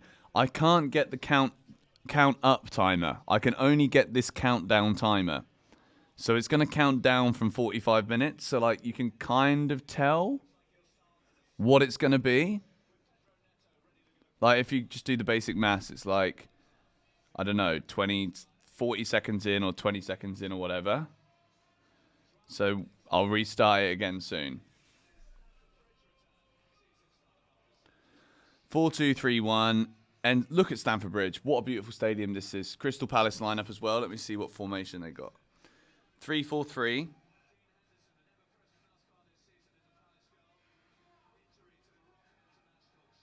Okay. So it's going to basically be like a wing-back system.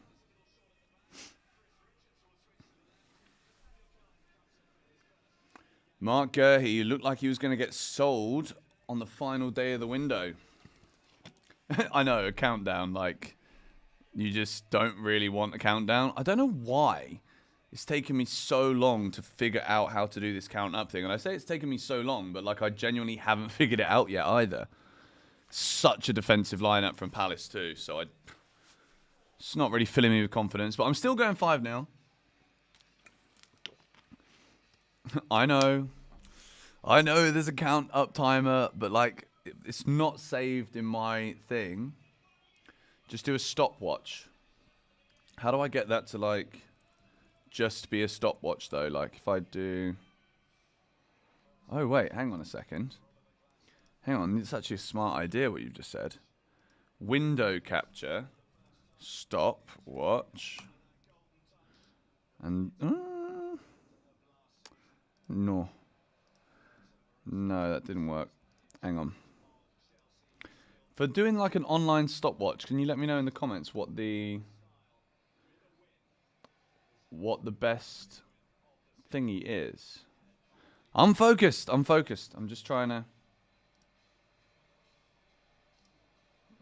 figure out how to get this flipping thing on, and I've got like 5 seconds to do it. Okay, the game's about to kick off. I'll try and do the stopwatch of the second half. But just so that you guys can match it up with me, if you wanted to.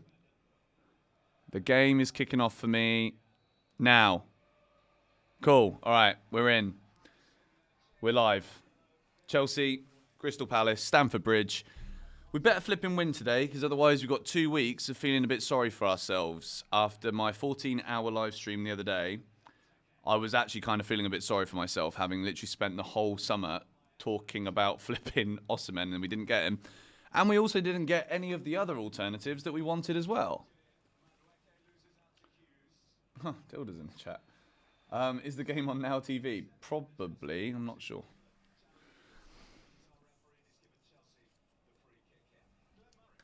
Well, we haven't conceded a goal yet, and we're 38 seconds into the game. My mum always does this. She tries to call me, has no idea that I'm streaming, and is like, why aren't you picking up the phone? Every time when I'm about to start streaming. Anyway, let's go. Google stopwatch. Yeah, I'm gonna try the stopwatch for the second half, but for now we're gonna deal with this. Go on, Neto. That's a foul? Yes. I always look at the first foul that happens against a Chelsea player in the games, and if the ref gives it or not, I start to back the referee for the rest of the game. Someone's trying to argue with me on Twitter right now because they think that Haaland is not an outrageously good footballer. They think he's just an outrageously good finisher. This guy needs to get out the house. 1 minute ahead. Yeah, I mean, I'm 14 hours the other side of the world, so for there to only be a 1 minute delay, I think we should count ourselves lucky, shouldn't we?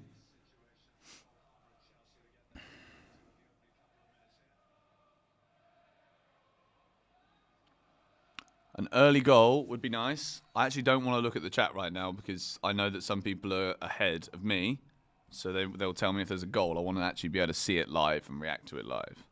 So sorry if I'm not too chatty, but I'll try and explain as much of what's going on as possible if you're not actually watching the game.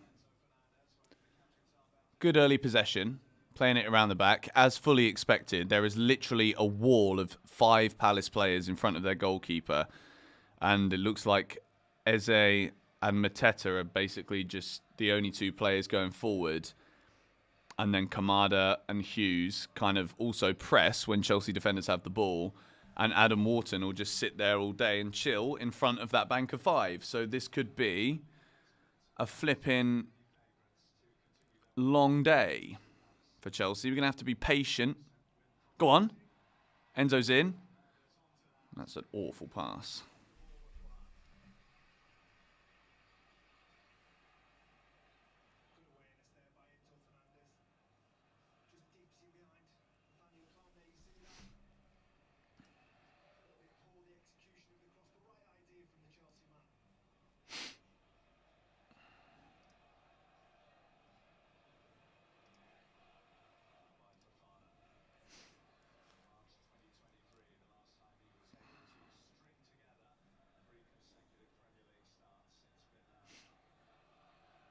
Why is my clock going backwards? I mean, I did say that that's the only thing I can get to like show any kind of time for the game on my screen. It's because the count up timer won't work, but I'll try and do the stopwatch thing for the start of the second half.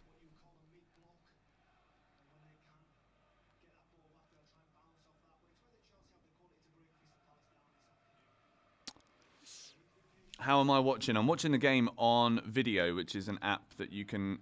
Did he actually mean to miscontrol that? Kaisedo? It's an app in Indonesia.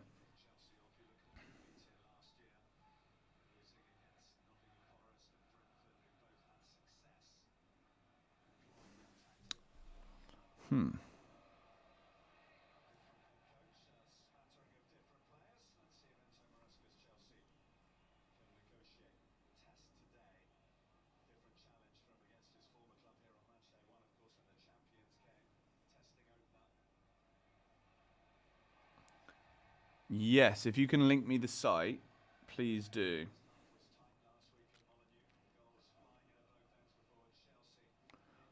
Come on, Chelsea.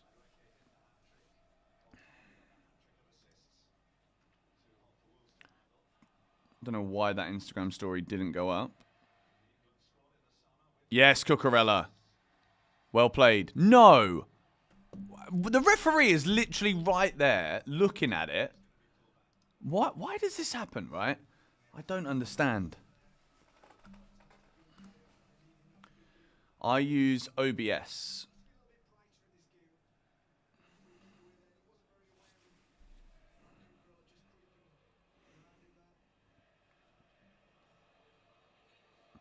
Palace fans pretty loud as well by the sounds of things.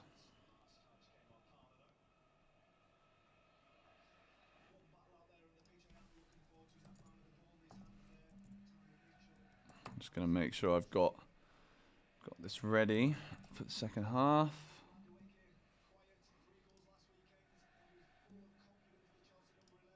Come on, Chelsea. You can't even find it on the radio in England. Well, at least I'm here. If you want to sync it up to the time that I'm actually on right now, then the best thing that I can suggest to you is to look at the time, the countdown that I've got, which is the best thing that I have to showing you what the time actually is. And then I'll also try now and quickly just get the score.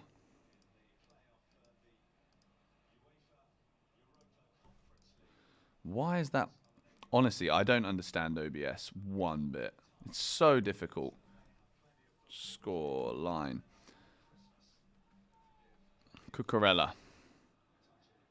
Pedro Neto. They look very sharp, Crystal Palace. I will say that. Shall we sing a song for you? Shut up. No one wants to hear your song, Crystal Palace. You bunch of flipping mugs, mate. Yes, Caicedo, well done. Caicedo putting pressure on the Palace midfield. Chelsea keeping hold of the ball, and if we are losing it right now, we're winning it back very, very quickly. What? Is that a yellow card?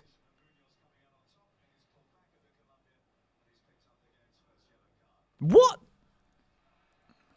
Wait, has Pedro Neto just been given a yellow for that? That is not a yellow card. He's not done anything.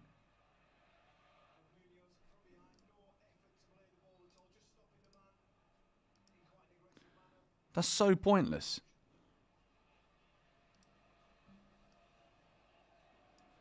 And then, like, even now, I've wrote a text thing. And look at the size of it. Like, I'm trying to get this to get small. And it, like, this is actually ridiculous how difficult all of this stuff is with streaming. Like, so difficult. Like, what the hell? Okay. No, just let me drag that one. Watching me with technology, honestly, is funny because I lose my patience so quickly. But, like, none of it makes any sense. Like, I want to pick it up and move it, but it picks up and moves something else. Like, yo.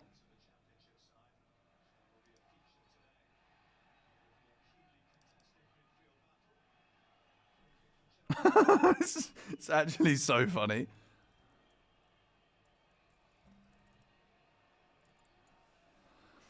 I'm trying to move. I'll try and get it to work, guys, in a second. Like, just let me move this one.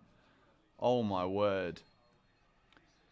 Leave it in above my head. What? Just like chill with it here, like this. Oh man, like.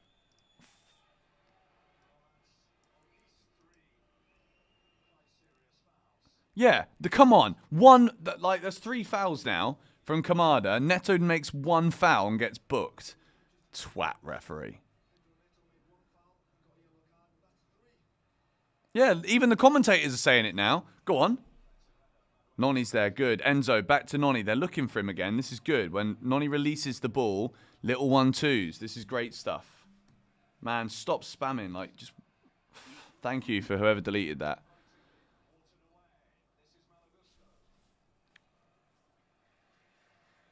Just chill, Henry Jones.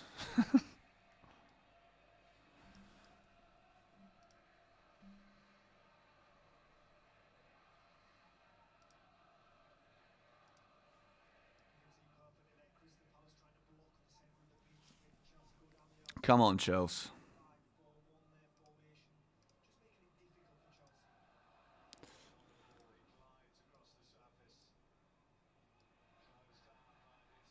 Well played, Caicedo.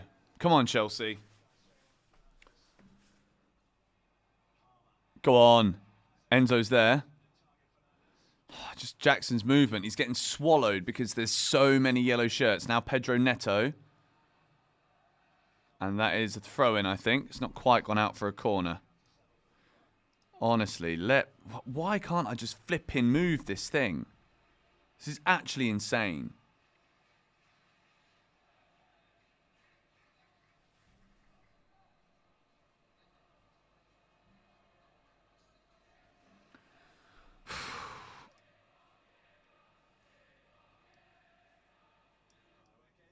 There we go. Finally, I managed to do it. Yes. We're in business. Here we go.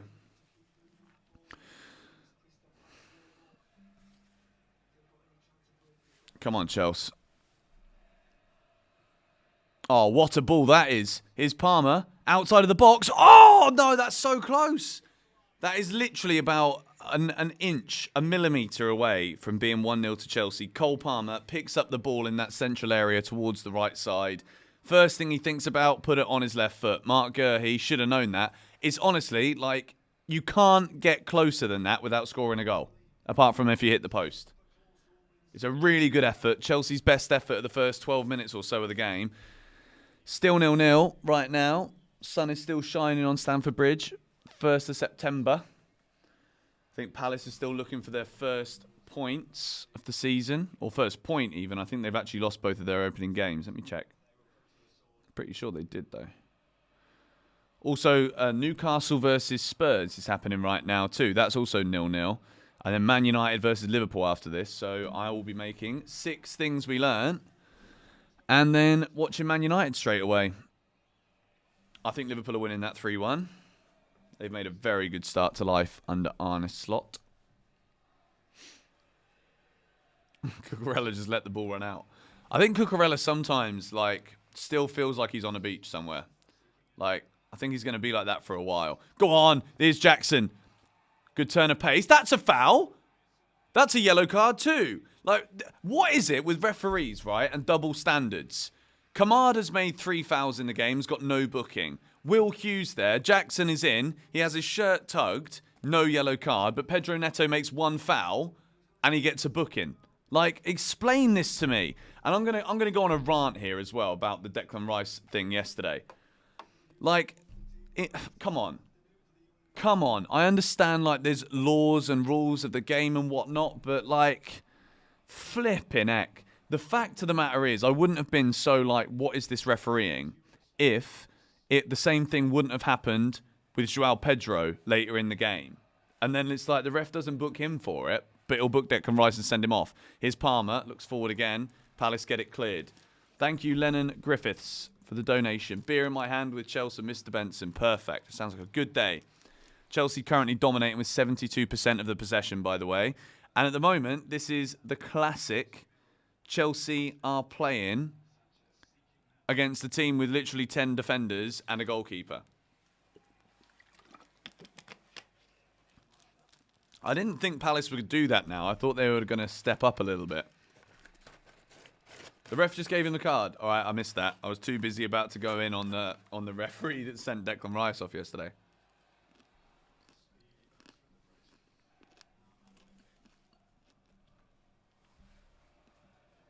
Come on, Chelsea. 2-tier refereeing. It's kind of like, I feel like sometimes the top teams, apart from Man City, they get everything, but like a lot of the top teams don't really get the same decisions as in it's like a way to, I don't know, level the playing field. I don't know. It's just bollocks. Like, the rules are the rules, but make it consistent. And I can't make it make sense as to how it's still not consistent.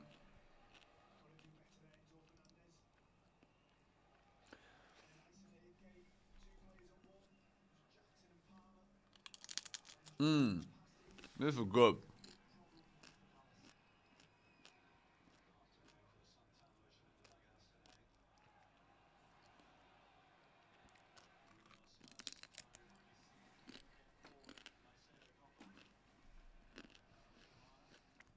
Oh no.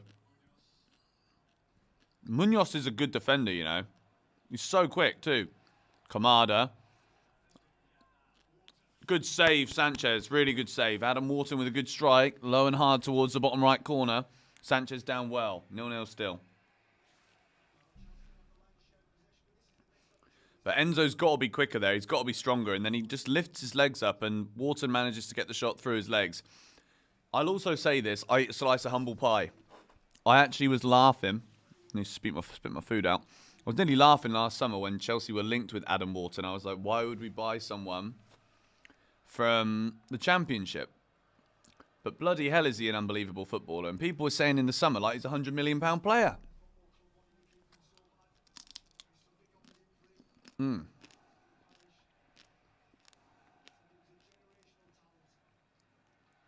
A generational talent, the commentary just said.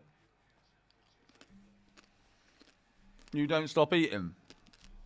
Well, I only eat meat, so I've got to. Oh, I've got to sneeze.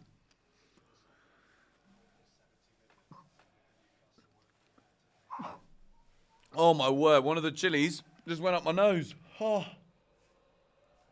my word. Oh, I could feel that, like, when I started to eat it. Palace are growing into the game a little bit. You're right. Thank you for blessing me.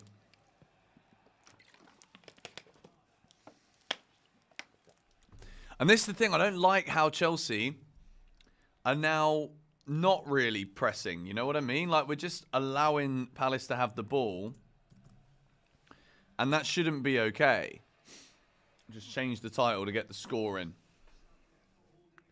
Chili isn't meat. I mean, it's got like dried pieces of chili on the meat. Okay, so technically no, chili isn't a meat, but I'm allowed to have like light spices on my meat.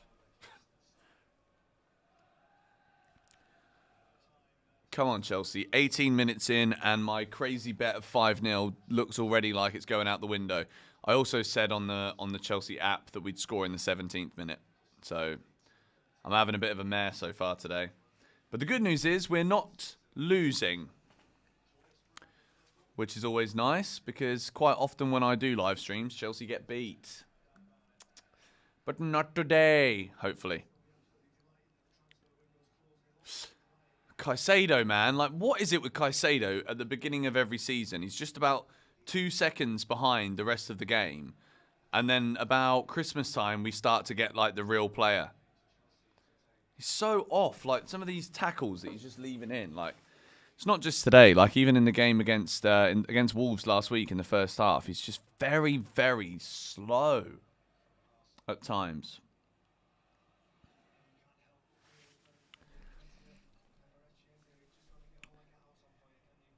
If Chelsea press, Palace sit back. Yeah, I guess so. I think it's a bit of a cat and mouse game at the moment where maybe allowing Palace to have a little bit more of the ball will just create those spaces and those moments. As if they commit more men forward because they grow in confidence, then Chelsea can be a bit more clinical going forward.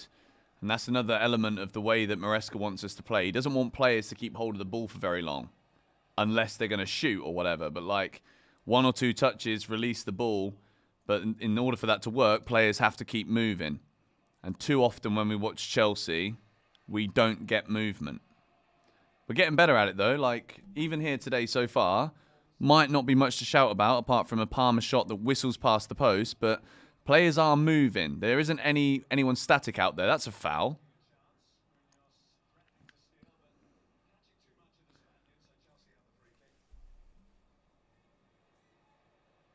True words. Who didn't have a pre-season? Caicedo. Yeah, but like, come on. Ding Dong Sports. Take your ding dong and put it somewhere else, mate. Stop spamming my chat.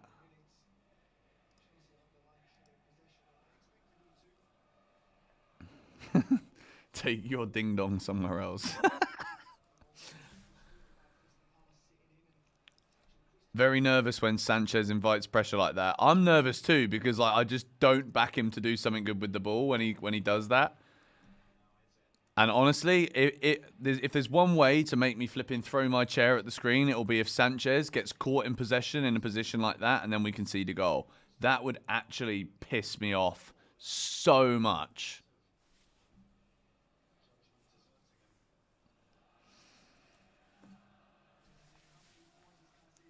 Go on, Levi Colwill.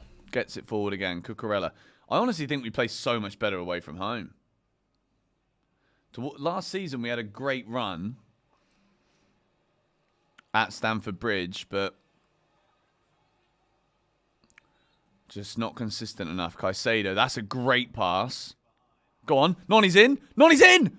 Go on. Oh, and he did literally the same as Palmer. How has he not hit the target there? Wow. That should have been a goal, guys. It should be 1-0. Noni Madueke, very, very close. It literally goes just past the same post that Palmer missed. It's an unbelievable flick from Jackson, by the way. I thought that Jackson just didn't control it, but he's flicked it on with his head.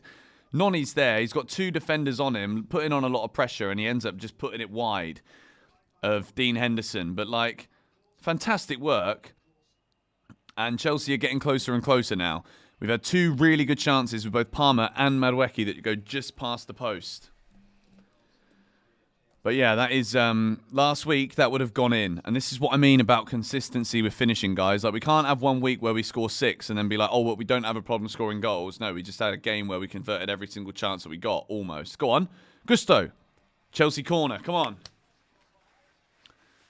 Come on. Not going to get too into that miss either. I think it was good play, and it's a difficult chance. He's got a couple of players in on him, but I think you should at least hit the target there.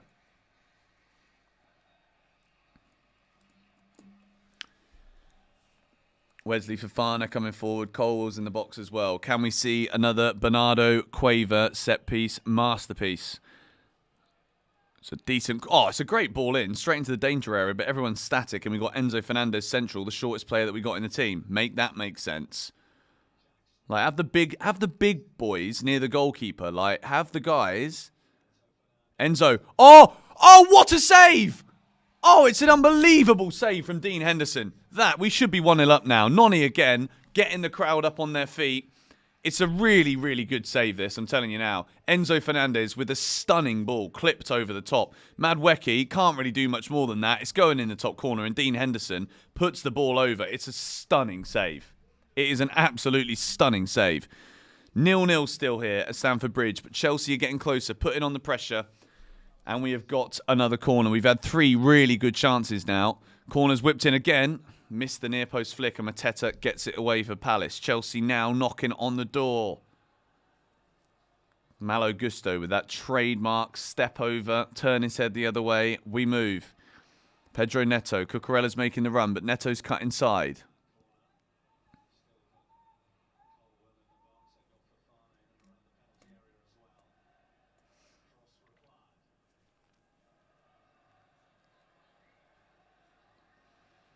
Need to make this pressure count. I think we need a goal. Like, the longer we go without scoring, the more I'm like, this is going to be another one of those Chelsea games where we have all of the great chances, don't score, and then flipping Crystal Palace get one chance and they'll score it because, well, I'm not even going to say why, but, like, you know why. You just know why. But we're looking good on the ball. I'm liking the way that players are moving for each other. How is that not a... What? This ref is such a twat. Like, how is that not a foul? Like, what game are you watching? No. Cucurella clears it away. Come on. How? No, if the Palace score a goal here, I'm going to be absolutely livid. Now, Enzo. Noni, lovely, good football. Noni Madueke now for Chelsea, coming down. Cole Palmer is there. Can he assist him this time? Palmer! Oh, it's brilliant. Oh, what a goal. What a great goal that is. Nicholas Jackson, Chelsea's striker. 25 minutes in, and we lead Crystal Palace by a goal to 0. It's been coming.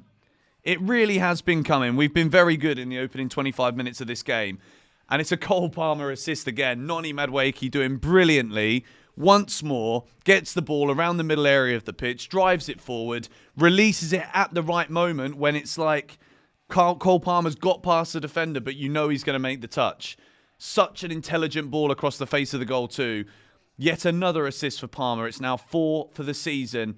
It's a brilliant Chelsea goal, this. This is why I'm happy with the attackers that we've got. Palmer's onside, and it's such an intelligent... Like, what a ball! What a ball! That goal is all about all three of those players. Jackson in the right position. He's 1 yard out. He can't miss. Even Nicholas Jackson couldn't miss that one. But it's brilliant. Chelsea lead the game by 1-0. We're underway. I said that we needed a goal soon, and we have got the goal soon. In fact, we got it quicker than soon. We got it right now. 1-0 Chelsea, and it's the attack again, and I'm delighted for Jackson. The announcement about his new contract, he's got 9 years on his deal. Dean Henderson's also down, which you never want to see a goalkeeper injured, but he looks like he's out cold, actually, doesn't he? Oh, dear.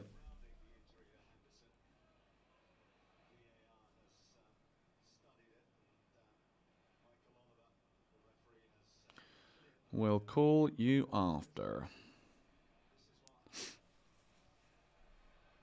It's a good run, too, from Jackson, you know. Like, it's important. Like, the striker's got to be following up. And I think for Jackson to score, like, literally one day after Chelsea flew to Naples trying to get Victor Osimhen in, this is it. We need a win today, guys. We need to go into this international break with 3 points. Cole Palmer, Noni Madueke. Great chance. Is just wide. Madueke forces. Great save. I'm just writing my notes for 6 things we learned out of Henderson. Break goal. Madueke beats his man. Feeds Cole Palmer. Stunning pass to Jackson. 1-0 Chelsea. Jadon Sancho is sat next to Bedad Egbali in the stands. Love it. I don't know why, guys, but like I just think Sancho's the man, you know. Like, as much as I don't want to use like comparisons to players that aren't doing very well, but I just think Mudryk isn't the guy, and I think Sancho is the guy. Hey, super chat from Adam. Hey, George, based on what we have seen thus far, do you think this is the final / best 11 for Chelsea, or do I think Sancho or Felix or Nkunku should start ahead of Neto? Chelsea captain Reece James is still coming back. I think when Reece is fit, I still think, as much as I love Gusto, I still think Reece plays ahead of Malo Gusto. But I think this is genuinely the best 11 that we've got. And I think I'm happy that as like a fan, we are now seeing stuff that we kind of agree with, I guess. And our manager's seeing it as well. So it's not like, there's nothing worse than at times last season when you're watching Chelsea. And I was genuinely thinking, like, I think if I was the manager right now, I could make a decision that would actually make us better. And I'm not saying that I'm a better manager than Pochettino, but there were moments last year where I was like, what is he doing? Why is he doing this? And then he would keep doing it. Maresca, if something's not working, he changes it at half-time. That is a breath of fresh air. Last week at Wolves, we only win as convincingly as we did because we literally made a half-time sub.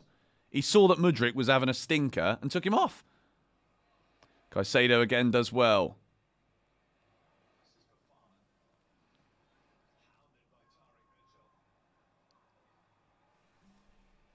Come on, Chelsea. Nice to see there's nearly 2,000 people in here whilst the game is on. So welcome to those of you that have joined after the Chelsea goal. We're leading Palace by 1-0. After half an hour, it's still goalless at St James's Park. Newcastle 0, Tottenham Hotspur 0. In the other game at 2:30 p.m. Neto, at the moment, hasn't really got himself involved in the game. But also, it's because Chelsea are spending so much time putting the ball on the right-hand side. Now, Will Hughes, Kamada. Palace trying to get an immediate response. Caicedo with the flicked header again. Gusto controls it well and gets the ball away. Now Noni Madueke. This is where Chelsea are so dangerous. Noni, look up, son. Palmer, move out of the way a little bit. That's it. Palmer. Oh, he's gone. We're so good going forward on the right. It's unreal. Noni's there again. He gets a shot away, but it's good. He's playing with so much confidence. Cole Palmer. I'll say it again and again and again. He's just too good at football. Someone should stop him. Don't stop him. But you know what I mean. It's the phrase that people say. I'll tell you who does need to be stopped. Not Cole Palmer. I've just said that. Erling Haaland needs to be stopped. That guy might not actually be real. Oh, lovely control. Big Wesley Fofana there. Sanchez again, drawing the pressure. Colwill, good pass again. Levi Colwill, always looking forward. Caicedo controls it nicely. Now we're away with Cucurella. I want to see Chelsea use this left-hand side a little bit more. Just so that when we do get it out on the right, Palmer once again finding Noni Madueke. Those two are literally telepathic right now. Gusto bursts round the back. Oh, it's a brilliant cross. Mark Gurhey does well to get it away. Enzo, that's a shoulder barge. That's not a foul, but this referee is a flipping fried egg skillet, not Jared Gillett. He's a twat, mate. Enzo, okay, he's kind of gone in with his forearm. Still, don't like the referee. I don't like referees in general. They're all twats. Moving swiftly on. Cole, ice, and Noni, fire. I like it. I genuinely believe in it too. I think it's a great combination that Chelsea have here.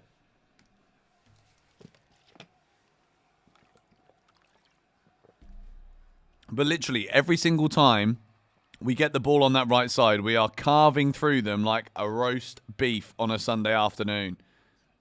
That's a foul from Wesley Fofana. That's a yellow card. Yeah. But it is also the first foul. Like, come on, fuck me.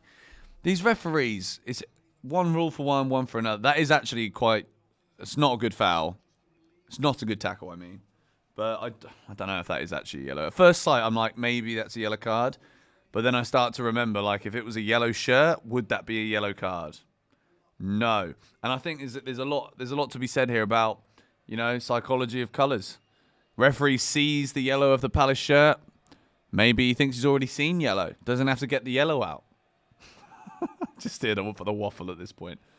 But yeah, Kamada, 3 crunching tackles, no yellow card. I agree with you, Lucifer. Eze with a free kick. Oh, it's a great ball in. They win the first ball. Let them have the second ball. Chelsea lucky there. Very, very lucky that Palace weren't as onto it. Nicholas Jackson does well. That's a foul. How is that not a foul? Oh, piss off. This referee is an absolute see you next Tuesday. It's always the same, man. The standards of refereeing in this league are shocking. Like, absolutely shocking. Like, there's...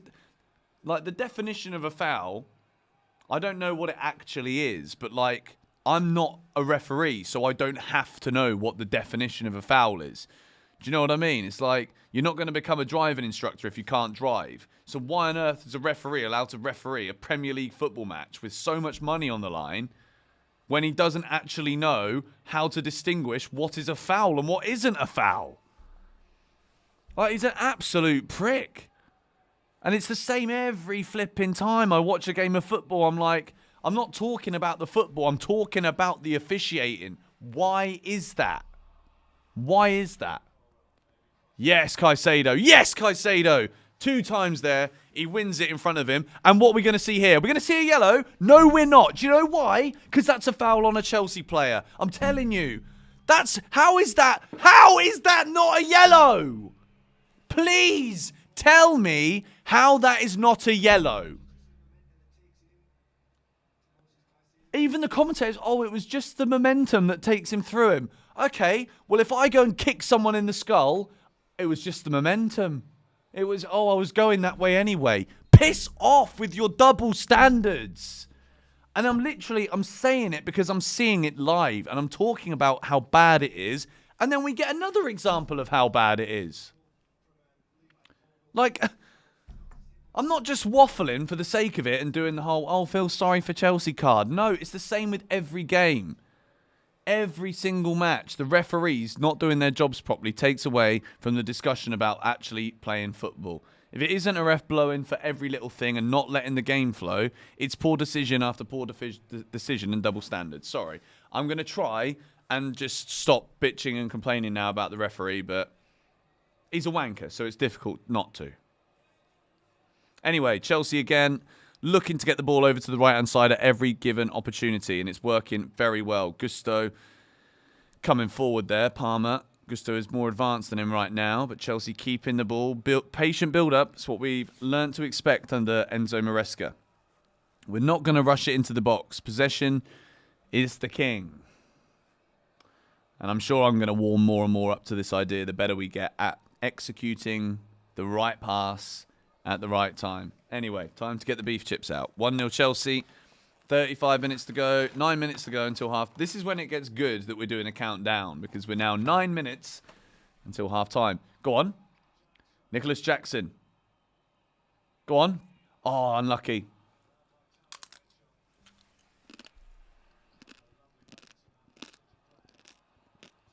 Go on, Levi.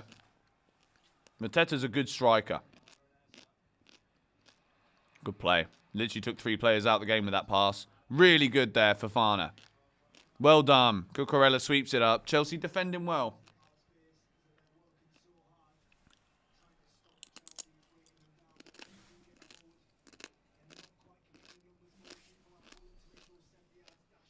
Another goal before half time, and we're cruising.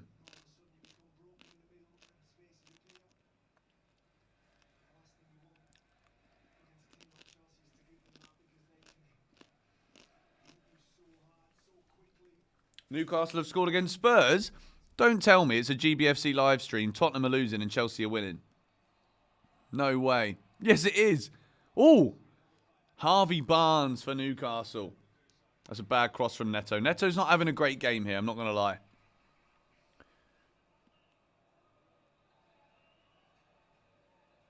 Oh, I mean, to be fair, it takes a deflection, so that's kind of unlucky. I'm not going to blame him for that, to be fair. The Tottenham capitulation has begun. Lloyd Kelly with the assist and Harvey Barnes converting for Newcastle after 37 minutes. And Charles Leclerc is currently P2. So far, so good, ladies and gentlemen. We're doing all right. We're having a good day. Oh, referee plays on. He'll probably pull it back for a yellow card for Caicedo, won't he? No, if he gives a yellow card to bring that back for Caicedo now, I'm telling you, there's an agenda against Chelsea Football Club. We're all here for it. We don't agree with it, but we're all here.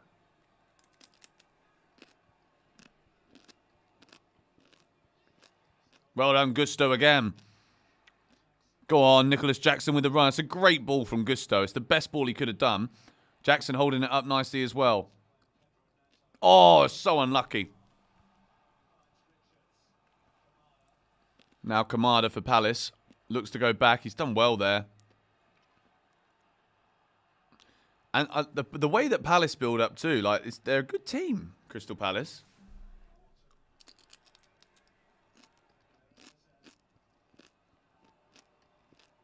No. Well done. Caicedo's in the right place again.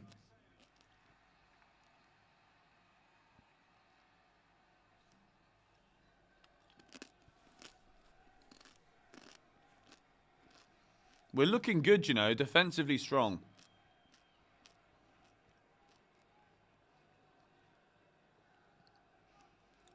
Chelsea are looking good though, guys, honestly. Like, I'm happy with this. This is a good game of football. Palace might have lost their opening 2 games, but they are a good side. They had a really good second half of last season. They've lost Olise. They've still got good players. Mateta's a very decent striker. Eze, really good midfielder. Adam Wharton, very good. Solid back line as well. Like, this is not an easy game. We've beaten Palace, I think, in like the last 10 or 11 Premier League meetings that we've had against them, which is very good. Like, we are their bogey team right now. But we're playing well. And I think we've still got a couple of gears that we could shift into here. Loving this little passing around the middle. Cucurella, Caicedo. That's a foul. Munoz with a foul on Enzo. 40 minutes into the game. 5 minutes left until half-time. Don't think there's going to be much injury time either. Guys, if you haven't hit the like button yet on the live stream whilst you're in here, make sure you do. We're not far away from 1,000 likes on the stream.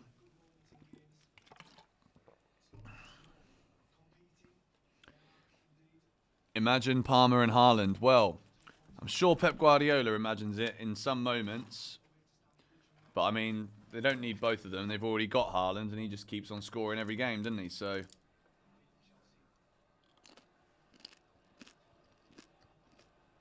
good play, Cucurella. It's awful. Enzo, like, what are you on, mate?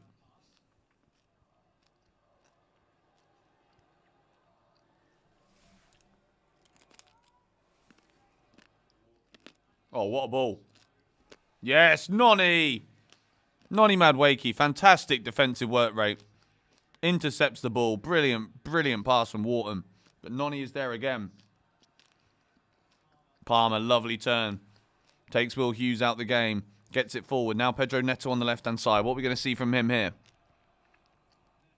Good ball. It's a good header from Jackson. He's kind of like leaning his neck back. That's one of the classic Drogba headers where it looks as though his physics is defying everything. And he gets it on target. These little beef chips are making me sneeze.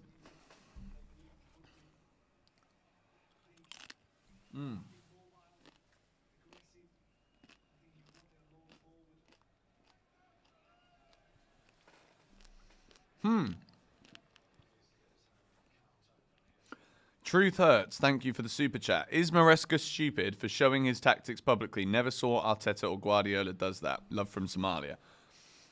It's a good question, actually, because there is that video where he explains everything, but like, if you watch football, you can easily distinguish what a manager's trying to get their team to do most of the time. So I think, like, if someone's talking about it, like, they're only talking what intelligent, smart footballing people can already decipher simply by watching the game. So I think in terms of, like, what you're trying to get at here, I don't think Pep Guardiola or Jurgen Klopp or Arne Slot or Erik ten Hag are going to get any kind of leverage on managing their team against Chelsea by watching a YouTube video where Enzo Maresca talks about how he inverts a fullback. That carnivore diet of yours, does it mean that you need to eat all the time? No, I think it just like... I'm just a bit more aware of when I'm hungry because I don't really... there's not really any other energy source than protein, I guess.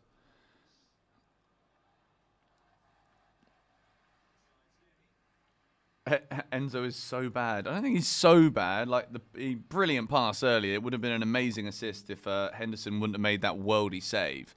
But I think realistically, he's having a good game. I think everyone's having a good game, to be fair. This is a tough match, you know. Beautiful day at Stamford Bridge, too.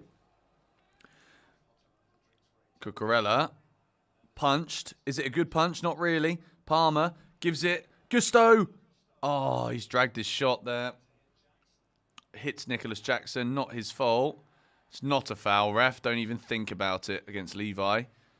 Chelsea now, if we can just see this out until half-time, this is literally, for me, for what I wanted and expectation-wise for this game, this is everything I wanted. A good, solid defensive performance, not giving away too many opportunities, and looking comfortable and creating openings, which we've absolutely done. Colwill harassing Mateta. Yeah, I think, honestly, Levi Colwill is going to be such an important player for us this season.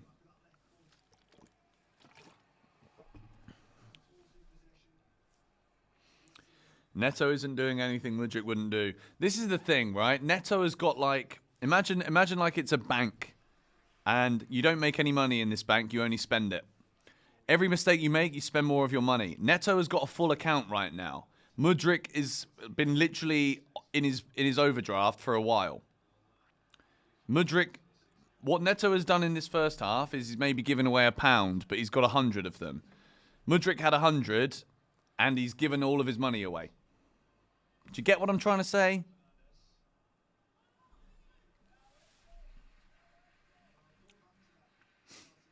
Enzo Maresca there, happy with the work rate of Enzo Fernandez. One Enzo clapping another.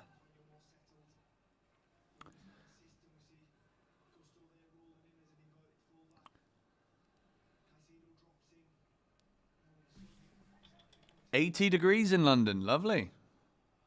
About the same as what it was here today. Go on, Neto. Ah. Oh. Do you know what I think would be good? Joao Felix in this game. We're playing good, guys. Come on. Chelsea Football Club are looking good at the start of a season. We're currently on our way to our second win in a row in the Premier League. 3 minutes of added time. We have got 2 of them left. That's why the timer is gone. I just really hope here that we don't concede a goal. before half time, because if we go in at 1-1, it makes pretty much the whole half's work defensively, which has been excellent compared to the first two matches, redundant. Get up.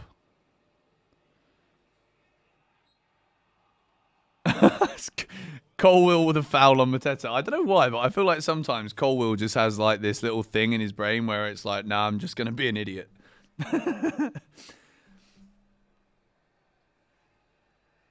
27 degrees. That's mad.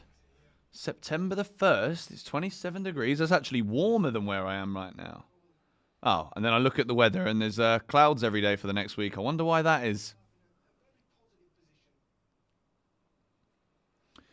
Good position, though, for a free kick for Crystal Palace. This is the final move, probably, of the first half.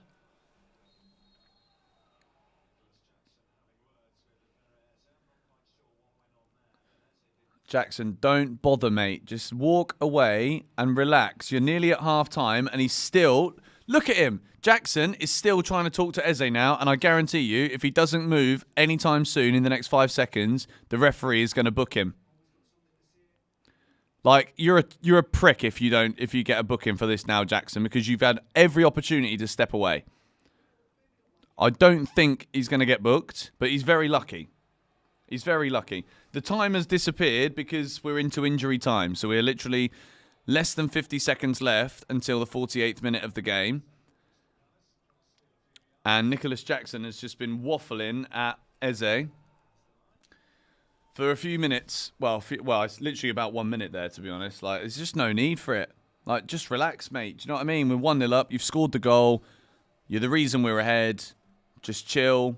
Get on with the game. Get on with life. And let Eze... It's an interesting effort. He's kind of just gone to, like, blast it through, but... It's going to be one hell of a second half for your 5-1 prediction to come through. Well, I said 5-0. So I'm 4 goals off right now. I said 2-1 in the score prediction, but I thought, screw it. We'll do like a crazy bet for the stream. 5-0 is what I stuck on, £3.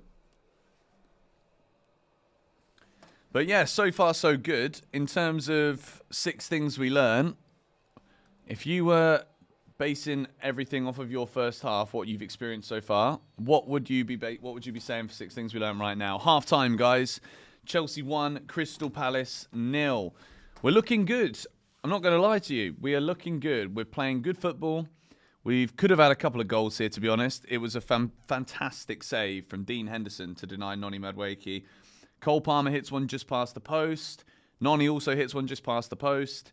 And we've looked good. I think this is probably the strongest team that we've got right now. Question marks maybe when Sancho's there. Like, could Sancho get in? I don't think so at this point. He's at the stadium today, sat next to Bedad Igbali in a box. But Chelsea looking good. I think it's been a solid defensive display. I think Colwill and Fofana have looked as comfortable together as they have all season so far, which is excellent. I think in terms of what we should be talking about, I think it is green box for Colwill in the first half from me. I'd say green for Palmer, who just has looked fantastic, and green for Jackson and Madueke so far. I'm writing this down because I always write things down, and then when I can see it like on my screen and in my notebook, I kind of get more of a feeling about the game. Colwill, Palmer, Madueke, and Jackson, who's got a new contract. Nicholas Jackson is now contractually at Chelsea for 9 years. I want to know your thoughts. I'm actually going to do this as a halftime poll because I think in terms of like the way that people see Enzo Fernandez. Okay, so we've had nearly 6,000 votes on that poll and 92% said Chelsea. So that's good. The next poll is about Enzo. And the question is Enzo Fernandez having a good game? I'm literally asking it like that because I don't want to define what having a good game means. I want to see what you guys think having a good game means. And I want to see the answer to this because once there's been a few votes going in, we've got nearly 2,200 people in the stream right now. I want as many of you guys to vote as possible so that we can get the most conclusive data from this poll. Is Enzo Fernandez having a good game? It's right there in the chat. All you got to do is click the yes button or the no button. I want to get as many of you doing this as possible because I want to give my opinion on Enzo Fernandez and the way he's playing right now. I'm also looking at your comments with what you're saying about him. Because I'm just going to say my opinion now, and I want you to give yours anyway, regardless of what I say. But it's difficult to really know and to gauge how important Enzo Fernandez is to the Chelsea team. And I think it's going to become more difficult to be able to gauge his input with how good we are going forward. And we've got players like Levi Colwill and Caicedo that can also make those final passes. But I think when you look at the important moments of this first half, Enzo Fernandez has been involved in them. I think the pass over the top to Noni Madueke, not very many players in the Chelsea side can make that pass from that position. He literally sees it, and the whole action is done from looking up and passing it in about 2 seconds, which is fantastic. And Noni scores a brilliant goal there, and we're talking about an excellent assist for Enzo. If it isn't for a wonderful piece of goalkeeping, which obviously isn't Enzo Fernandez's fault. But I do think at times still, I just want him to be sharper, I think is the most important thing I can say here about Enzo. I think I want him to be sharper. And I think sometimes, he tries a bit too hard to release the ball early. And then the execution's not good. But the intention is good.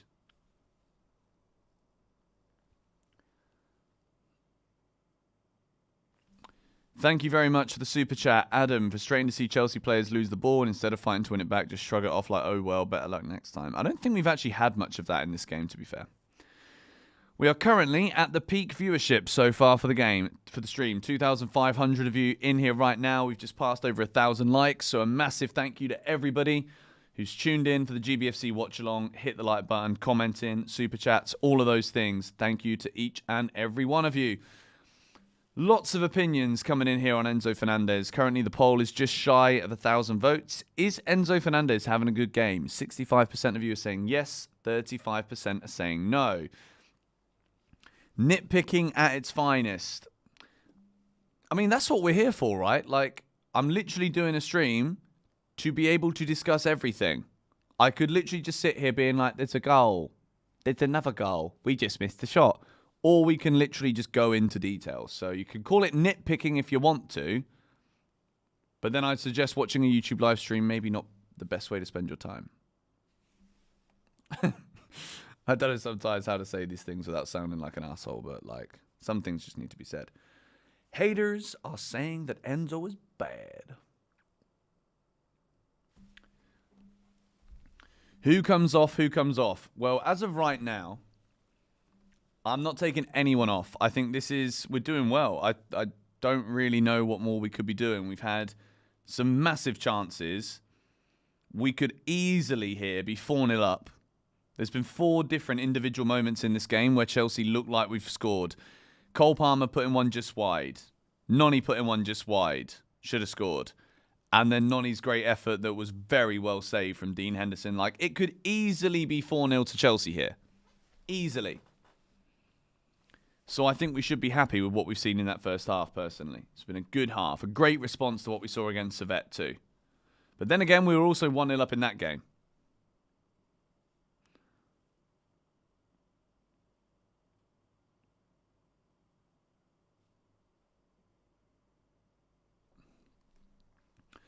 Who is my man of the match so far?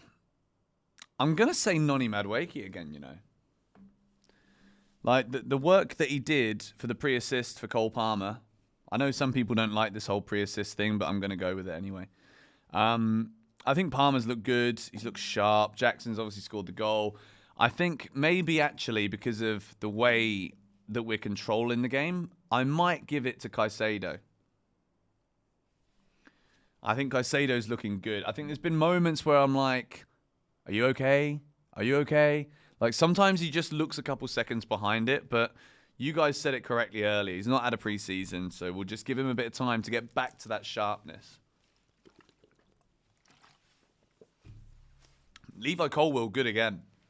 I think when you look at the average positions of Levi Colwill last season, compared to the average positions against the Wolves game, but I haven't seen the game yet from this one. Like, I haven't seen the data. Let me see if I can actually get it up right now so we can see the average positions here of Levi Colwill. For whatever reason, SofaScore does not want to work on my computer. Let me see if it will work on... Okay, guys, I want you to keep voting on the poll right now about Enzo Fernandez. Hey, there we go. It's 1-0 half-time as well to Newcastle against Spurs. So according to SofaScore now, I mean, I'll put it up on the screen for you right now, but this is currently the match ratings for Chelsea so far. If I remove the team there, I change that to this. So you guys can see here, this is the average ratings right now for the Chelsea players in that first half. The highest rated players being Cole Palmer, Caicedo. Wesley Fofana has been given a 7.2, Jackson a 7.3. Noni's been given a 6.6. I'm not entirely sure where they're plucking these ratings from.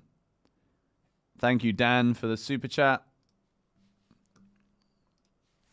But yeah, look at Levi Colwill. So this is Levi Colwill's current heat map here.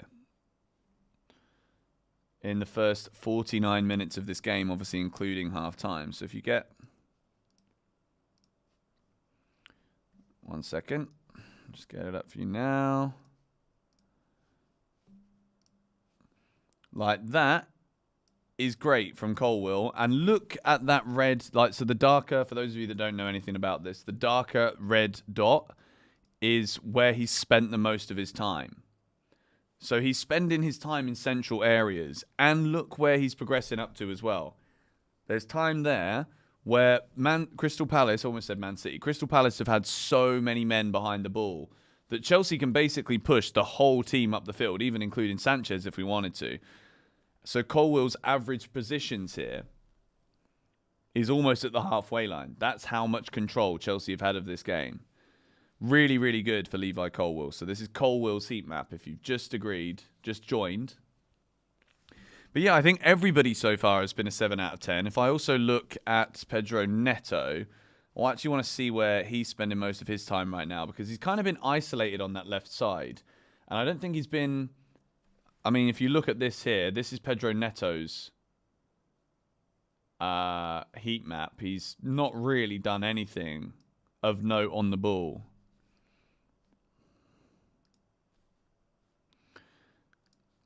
But Chelsea have just had so much down that right-hand side. So what you can see on the screen now is Neto. And look at this work rate from Noni Madueke. Even inside our own half. Just going to come up on your screen in a second. So we're still on Pedro Neto now. Not much action for Neto. But look at Noni and how much work he's doing in our own half as well. It's not that light in terms of like red, but because Palace haven't really got the ball forward. But this is brilliant work from him. And I think the way that he is developing that defensive element of his game is fantastic. It's really, really good from Chelsea. Wesley Fofana also having a very good half. And you can see here, when I stick Wesley's heat map up on the screen, you can tell that Chelsea are spending so much time trying to use this right-hand side of the pitch, because even Wesley Fofana, to protect that right side, because Gusto's obviously getting forward so much, this is the heat map for Wesley Fofana right now. Pretty much playing as like that right back to hold the width for Chelsea, because Noni's going forward. Fofana's kind of covering behind him in case Crystal Palace can counter-attack with their wing-backs, because they're playing that system. Really, really good. Really impressed with Chelsea here, you know. Overall, you guys must be happy. If we look at the poll now, we're nearly at 2,000 votes. 68% of you are saying Enzo Fernandez is having a good game. I think he's having a good game, you know. I just wish he could be a bit sharper. Josh Grimes. Like a young Andy Gray. Cheers, mate. Andy Gray. It's a great save. Chelsea 1, Palace 0. He's having a great game. I can do a better one than that. That was shit, actually. You want a Caicedo map? I'll give you a Caicedo map. Hang on. And as expected, this is Caicedo's heat map. He's been absolutely everywhere. All over the joint. This here is Moises Caicedo.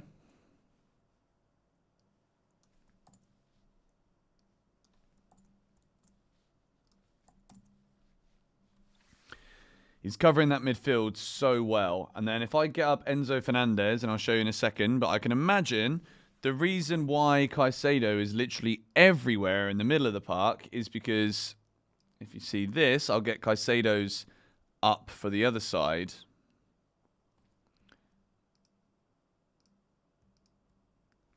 Where did that go?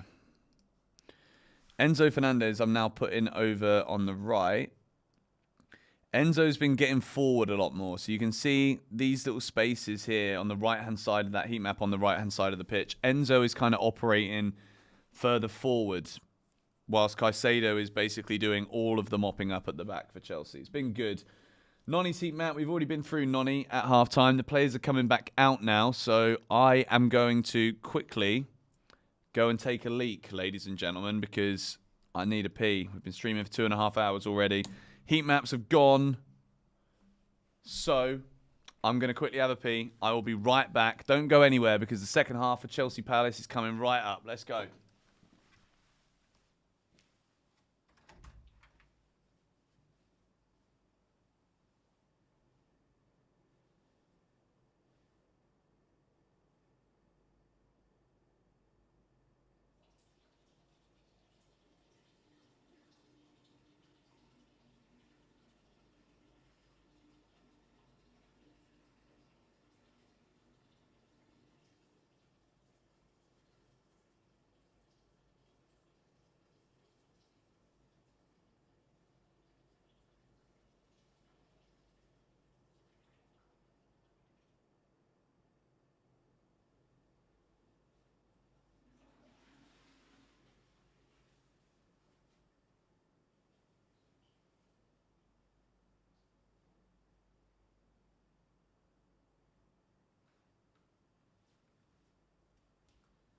You guys are never going to guess what I found. You're never going to guess what I found in my kitchen. We found the bloody... Found the chicken feet again, didn't we? Alright. We're back. That was a healthy stream. I don't know if you heard that, but I'm sorry if you did. Thank you, Johnny, for the super chat. And we're underway. Chelsea kicking now from left to right into the Matthew Harding stand for the second half. Pee into my sink. No, I can confirm I have a toilet, all right? After all the super chats we had in the transfer window, I can get a second toilet if I want one.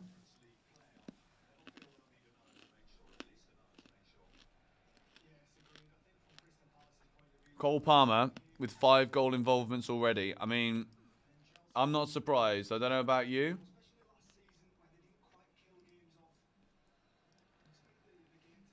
Come on, Chelsea.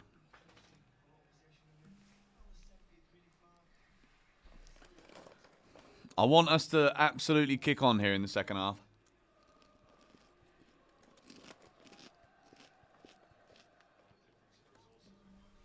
Are we inverting both Cucurella and Gusto? To be honest, go on, Wesley Fofana now getting forward for Chelsea. Unlucky son. Good try. And look, we're all over them. We're swarming Palace. Really good.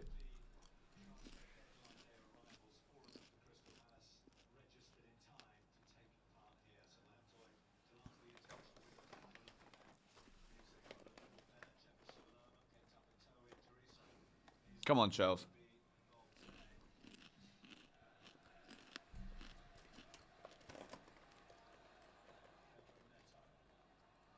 Go on, Neto. Lucky.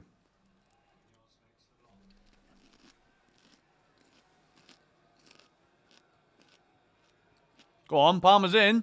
That's a foul! This is good. This is a very good position for a free kick here. Will Hughes. Come on, send him off. How is that not a second yellow?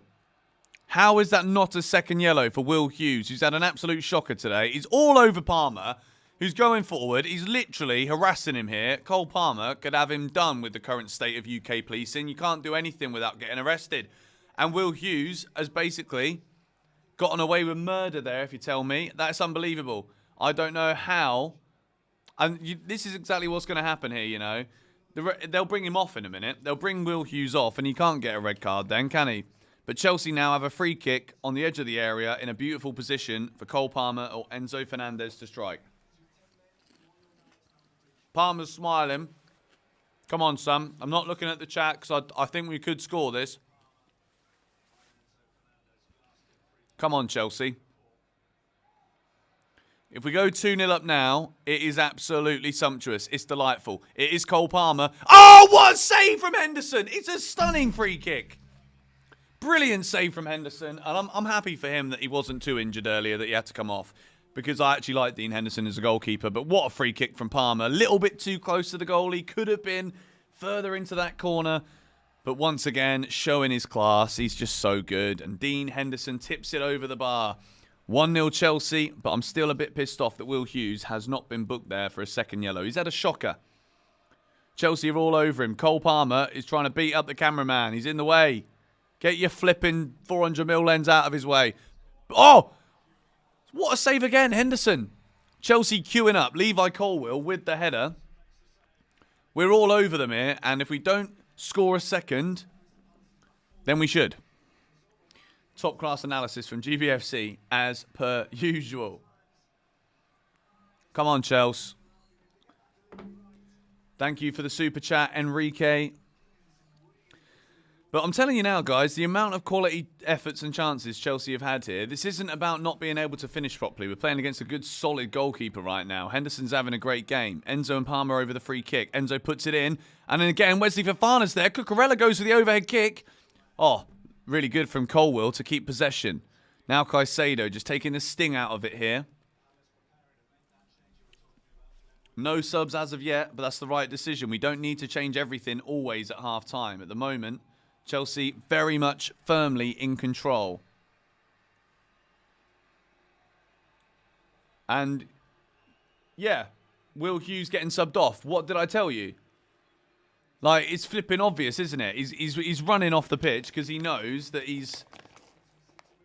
Like, he should have been sent off. It's flipping ridiculous. Every time Chelsea players make a foul, we get a yellow card for it. Wanker. Look at him. Should have put some sun cream on, mate. Prat.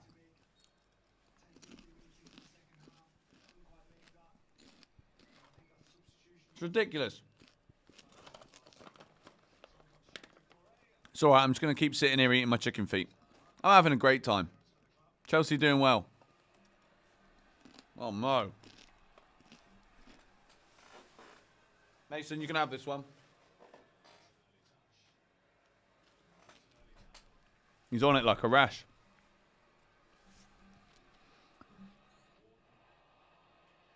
Adam Wharton is a good footballer. He's not Moises Caicedo, but he's a good footballer.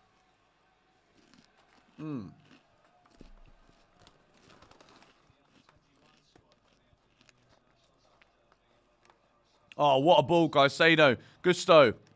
That's poor. Caicedo is having a great game right now. Mason is currently nearly 4 years old, to be fair, which is actually mad. He'll be 4 in March. So he's nearly 2.5, 3.5. Bloody hell, my maths. Shout out to all of you that have stuck in the stream from halftime. I think we're going to try and make the halftime part of the show during all of these streams like as good as I can. I'm going to try and think of a format. Oh, Palmer. It is delicious. What a ball. Neto. Go on. Good. Enzo Fernandez. Oh, Enzo again with the final ball and then he slips over. Like, that was on. That was such a good chance there. This is what I mean, right? Like, Enzo in moments can be like, what are you doing?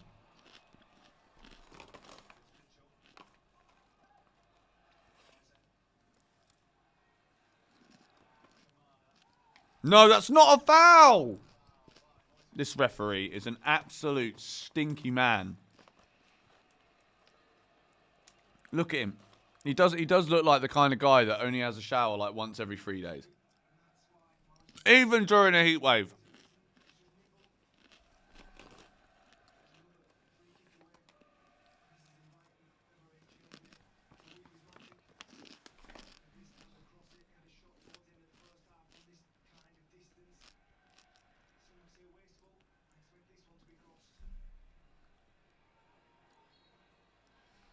Free kick for Palace. Eze. Over the top. No. Get it away. Well done. Now Wharton coming forward for Palace again. Edge of the area. Come on. Oh, what a finish. What a goal. It's 1-1. Eze with the finish. And we can't say it's been coming because it certainly hasn't. This is completely against the run of play. Chelsea down one end, have an opportunity. Enzo Fernandez misplaces the pass. They go down the other end. About a minute of football happens. And Eze bends the ball into the bottom right-hand corner. I don't really think Sanchez can do much about it. I think we need to be closed down quicker.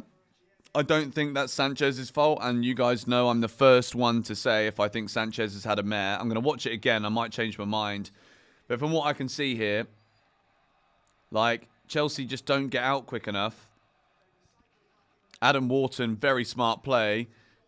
And, yeah, like, we're not closing him down quick enough. Like, Wesley Fofana's diving in front of him, so he can't really do much more than what he did. But, like, you can't give a player of Eze... No, Sanchez can't really do much about that. It's such a perfect finish. It's a wonderful finish. What a goal. What a goal. That's what happens in the Premier League. This is what I'm saying. If you switch off for a second and don't take your chances, this happens. Chelsea have had so many chances today, and Dean Henderson has kept Palace in the game. And as a result of that now, it's game on. Palace are level at Stamford Bridge. Oliver Glasner celebrating on the sidelines. And 9 minutes into the second half, Chelsea have already had opportunities in this second half, and the game is now level. We've got to find another one again. Jackson does well. Now Palmer, that's poor. Jackson was down. No foul given, of course. Caicedo diving in there. But this is where Palace are going to really come into their own. Now Kamada. Eze's breaking ahead of him here. Eze 1v1 against Wesley Fofana. Eze's in. And that is a good tackle from Malo Gusto. It needed to be. Palace are going to have the bit between their teeth here. Really good defending from Malo Gusto. And we're off at Stamford Bridge. Noni Madueke takes on his man again. Does brilliantly. Can he find Palmer? Can he go himself? He's brought down. I don't think that is a foul. It's the right decision from the referee. Noni looks like he's just got this hunger in him this season. He looks as though he's evolving as a player, leveling up. Update the scoreboard. I will do that. Sorry. We're here and we are now 1-1. There we go. Game on. It's been a good game of football, this. It's not been a boring Chelsea game. It's not been... Even at 1-0, it wasn't a pedestrian half. Palace fans are very much now coming into voice in their half of the shed end, which I've made my thoughts clear on what should happen with this. I don't think there should be away fans in the shed. I think you should stick the away fans in part of the dead, no noise west or east stands, and then have Chelsea able to have one bank of sound on one side, one bank of sound on the other. And now Palace are looking confident. They're committing more men forward. Decore coming forward here for Crystal Palace. Takes on Caicedo. Cucurella's got to be sharper over on that left-hand side. They're getting some luck here, and Crystal Palace have got themselves a corner. Chelsea now have to kind of ride this energetic wave from Palace for the next 10 minutes or so, because this is where Chelsea go from getting 3 points to getting none. We have seen this countless times. We concede a goal, and then all of a sudden we're like, we're panicking. What are we going to do? In the meantime, I'm going to keep consuming my chicken feet. I'm getting a bit nervous now, I'm not going to lie. The bad news is my £5 bet's off. My 5-0 bet, I mean.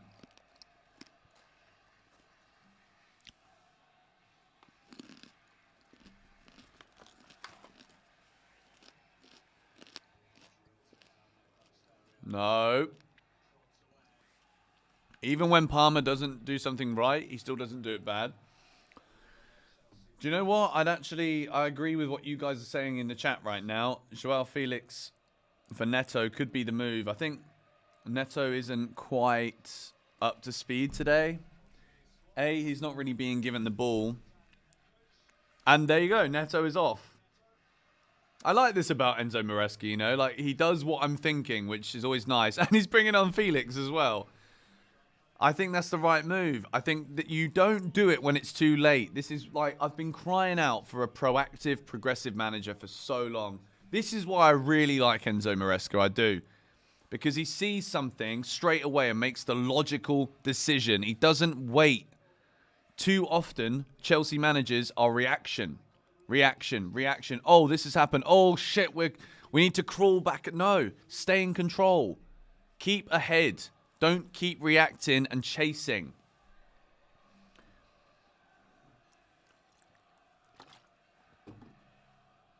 Now, what we can see is the lineup that I actually predicted for this game is now the lineup. I'm not going to have the lineup graphic on anymore because, I mean, there's not really much point because the lineup is now different. Let me see if I can get... oh, now SofaScore's not opening. That's weird. Apparently Spurs have just equalised, so it's currently 1-1 in both of the afternoon games. And it's a Dan Burn own goal. He's feeling the heat. Oh, dear. Maresca has got the stream on in the dugout. Well, he does know who I am, Enzo Maresca. I can tell you that for free. So maybe... No, he definitely doesn't. But he does know who I am. That bit was true.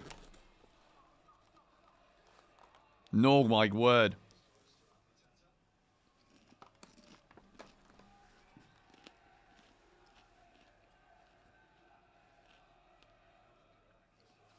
Shall I tell you what would be the most dramatic headache situation for Enzo Maresca right now? If he brings Mudryk on and he scores 2 goals and we win 3-1, and then the whole of the international break he's like, what do I do with Mudryk? Oh. We need to gain a foothold of control back in this game here. Palace are looking very comfortable. They're not camping as many men backwards now as they were. Mason, don't bark at no one. We've currently got as many viewers in the chat as my girlfriend's age she was born, 1996.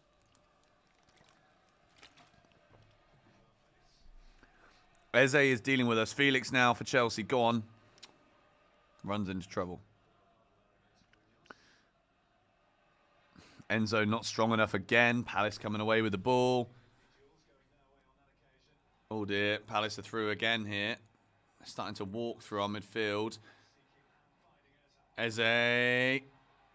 Good tackle from Wesley Fofana. Looking and staying strong. Palace, though, do have a corner. And when you've got players, this is the thing. Every Premier League team, every team has got that one player that can just pull something out of nowhere. With Palace, it's Eze. It was Elise last season and Eze. And this year, Eze's going to have to step up to the plate. Gets called up for England at the Euros. Completely underutilised. But then again, it's Southgate and Eze's an exciting player. So we didn't expect Eze to be used because of that. But Chelsea got to be careful here. This is, I think, the 3rd corner that Palace have had today. 7th corner of the game. 4 for Chelsea, 3 for Palace. And they've got some tall players. They've got big players. I see Mark Gurhey into the back of Enzo Fernandez. He's got an extra, 7-8 inches on him. Adam Wharton is also over there. Cucurella is basically camping inside Mateta's armpit right now. Jared Gillett's going over. I don't know what he's seen. But he's probably not seen a lot, really, has he? Because he's blind and he's not had a good decision all flipping game. Oh, we can take the corner now, can we? Fantastic. And still, we wait for the ball to come into the box. Palace will take a draw. They'll be there all day. Come on, take the flipping thing. Wharton puts the ball into the box, and it's well up by Levi Colwill. Joao Felix. Eze keeps hold of the ball, though, here for Palace. They're looking good, Crystal Palace. Completely different side here in the second half. Eze on the edge of the area again. This time Caicedo closes him down better and just shoves him to the ground. But like, Sanchez claims it. Well done, keeper. And he throws it quickly to Palmer. That's unlucky. That's good goalkeeping from Sanchez. That's exactly what we want him to do. What is Eze doing there? Like, did Caicedo actually push him? I don't think he'd be stupid enough to do that right in front of the referee. But this game is currently on a knife edge. Chelsea 1, Crystal Palace 1. 62 minutes into the match at Stamford Bridge. And it is poised very evenly.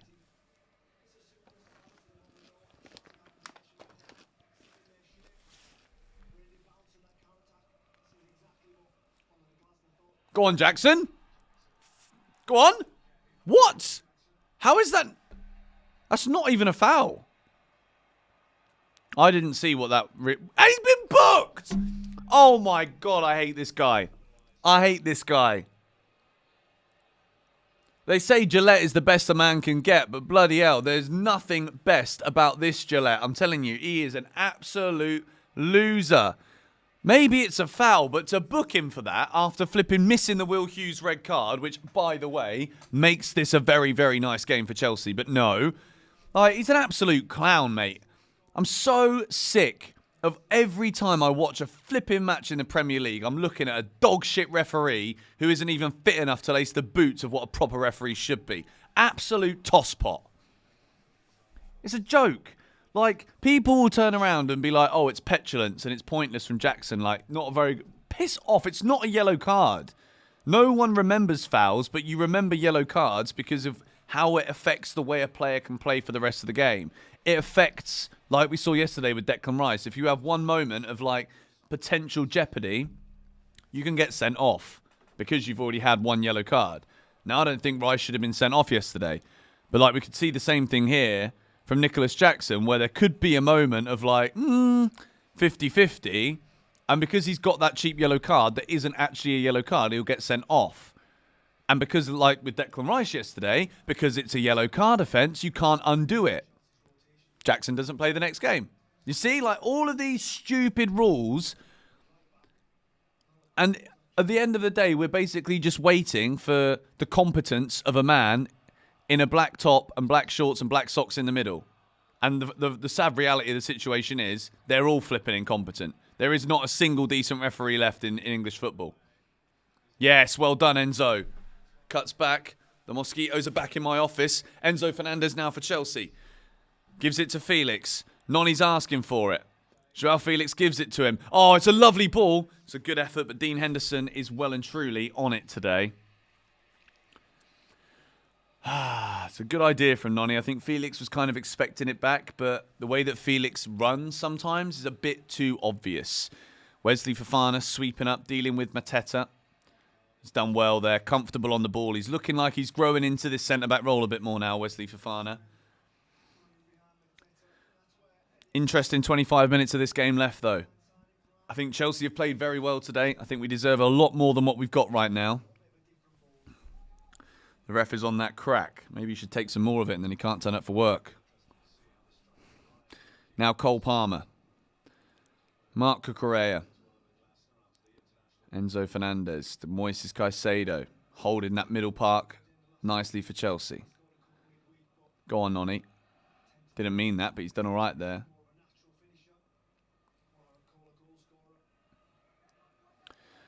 To be honest, I actually, now that Jackson's been yellow carded and the way that he was mouthing off before half time, it would be so typical right now if Nicholas Jackson was to get a red card after signing a new contract, scoring the opening goal, Chelsea don't get Osimhen, and then Jackson gets himself sent off. Like, that would be a disaster.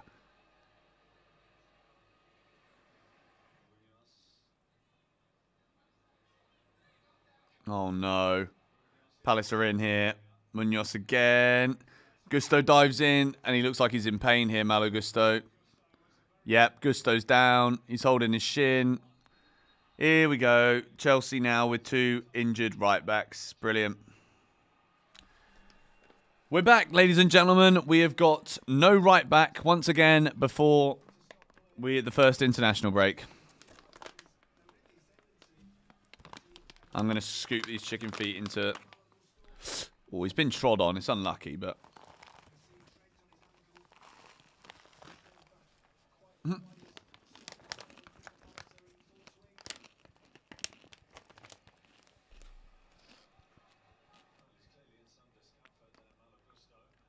This doesn't look good. He's still down.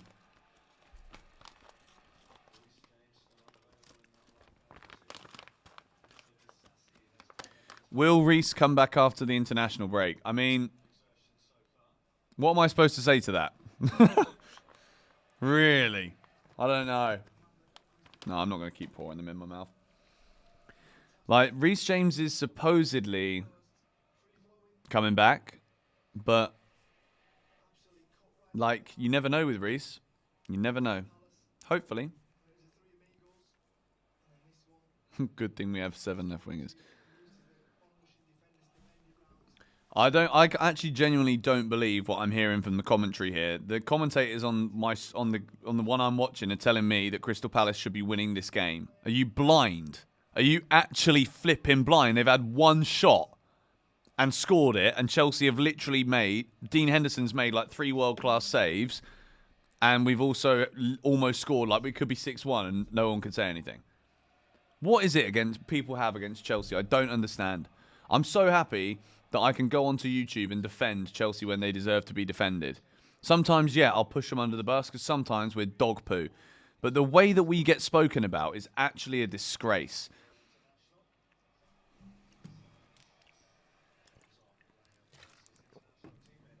They have a 0.13 XG. I'm not surprised. I'm genuinely not surprised because they've not offered anything. They've grown into it a bit more in the second half because they're playing with a bit of confidence because they scored a world-class goal from a world-class player. Maybe not quite world-class player, but really good player. Ah, dear. But the second half has not been good, guys. I do agree. We started it really nicely, but since then, it's gone to shit. And Joao Felix there diving in. Don't want to see another red card for him after what we saw at Fulham, also for diving in. Malo Gusto does seem like he's okay. Hopefully it's not too much of an issue. Noni's getting involved with absolutely everything here, but Chelsea, there's holes in the middle of the park again that Adam Wharton is going to skate through. Kamada, Wharton again, in possession. Enzo not closing him down anywhere near quick enough. Chelsea inviting pressure on again. 20 minutes to go, and it's 1-1. Why do we do this? We just get these passages of play in games where we're not offering anything. If it was me right now, I'm bringing on Christopher Nkunku for Enzo Fernandez so we can get a bit of end product in the final third.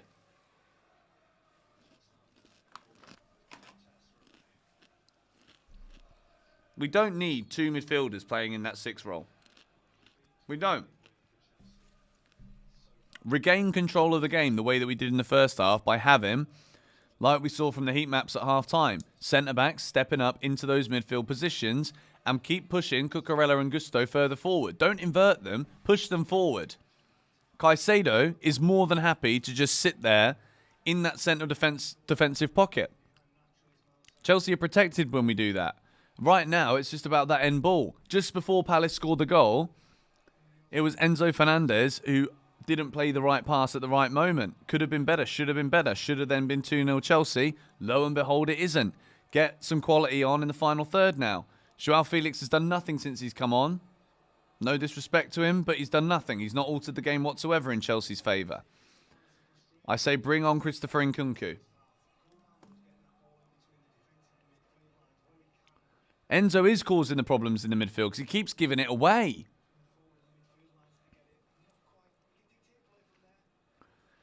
Seeing you guys in the chat saying that Gusto is injured.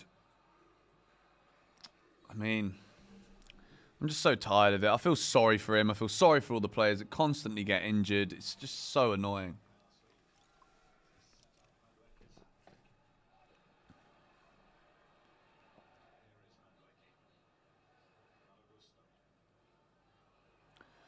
Now he's holding his hamstring. Like, oh...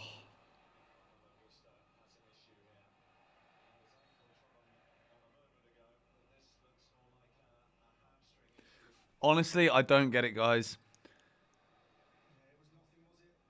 Like, how he's just pulled his hamstring there. I can't believe it. I'm not surprised whatsoever. Maybe it's cramp. It's just ridiculous.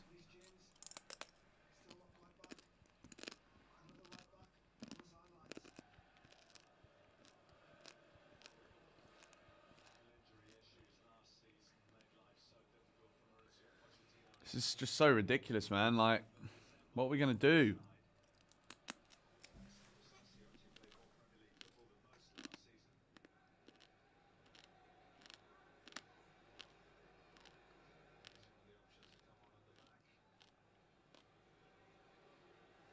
What are we going to do? Mudrik's coming on. Bloody hell. Okay.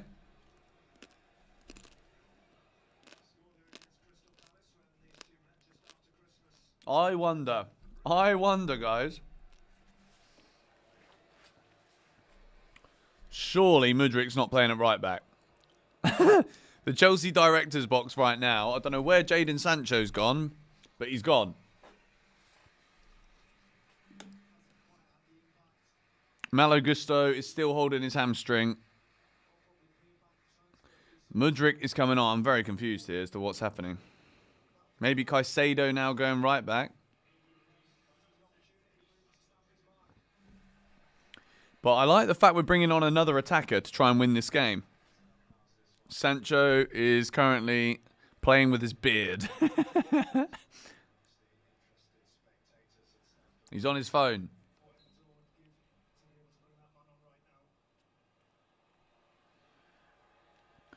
Looks as though Caicedo is going to be more down this right touchline. Sliding tackle from Richards for Crystal Palace. Enzo Fernandez apparently has dropped into the back line, but I do think it will probably, when we're not going forward like we are right now, probably will be Caicedo a bit more so.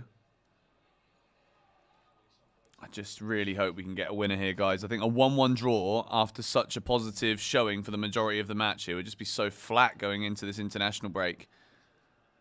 Like, we've got to gain control of the game again. We've hardly created anything in this second half. I don't understand. Such a good first half. But Enzo Fernandez giving the ball away again. Like, we asked it at half-time because it was a genuine question, and I was genuinely a bit confused as to what I felt about it again. But in the second half, he's been woeful. Felix brings it down. Now Enzo again. Now Cole Palmer just in that little number 10 pocket. He's got Noni to his right-hand side. This time doesn't go for him. Caicedo. Now Enzo. We need one of them beautiful passes we saw for Madueke in the first half. Go on, Mudryk.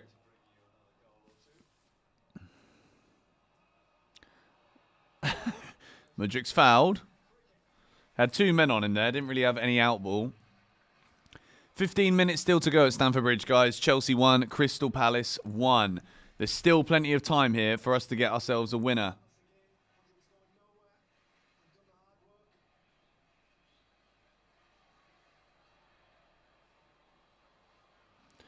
"15 minutes to go."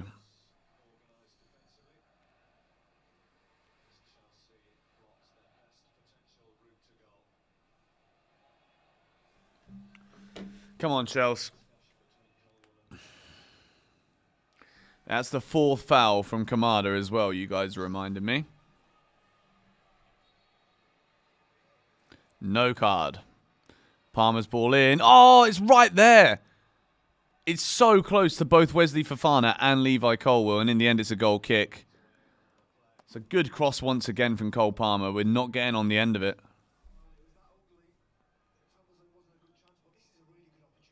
Still no yellow for Kamada. No, I know. Like, it's what I mean. Like, the referee. Like, even the Will Hughes one that should have been a red card. Like, guys, if the correct decisions are being made, then Crystal Palace have 10 men. We win this game. It's as simple as that. Like, it's just so annoying how it's always the referees that are altering the natural flow of the way a football match should be. Munoz. Forward here for Palace, and it's cut back. Oh, no. Sanchez, it's almost a howler from Robert Sanchez, I'm telling you. That is almost an absolute howler. Kamada, a man who's still not been yellow carded, it would have been absolute poetic injustice if he'd have scored that goal. It's a good strike. And we're so lucky. We're so lucky there that that doesn't go in through Sanchez's hands. It's a dreadful save. A dreadful, dreadful save. But he does save it nonetheless.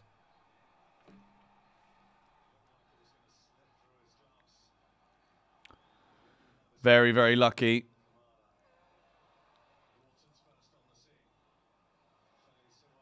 Go on.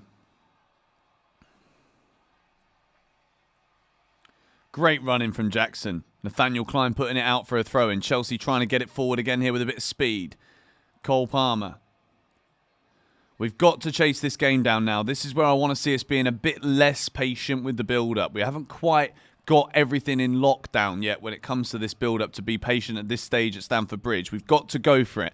Now Mudryk. Poor pass. Second go at it. No free kick. Like, this referee is an absolute flipping idiot. Mr. Jennings, good to see you, mate. Hope you're doing well, doing good here. It's a lovely top, this one, isn't it? Perfect. The good old days, as they say. Hopefully, we can get a good old-fashioned home win against Crystal Palace here, even if it's dirty in these last 10 minutes. I think we played well. Second half, though, offered really nothing going forward. Still time, though.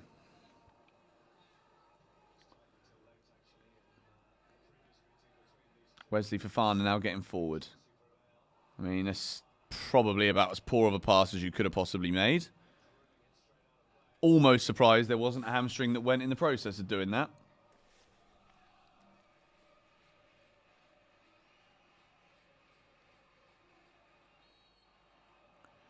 Are we singing Fabregas songs right now?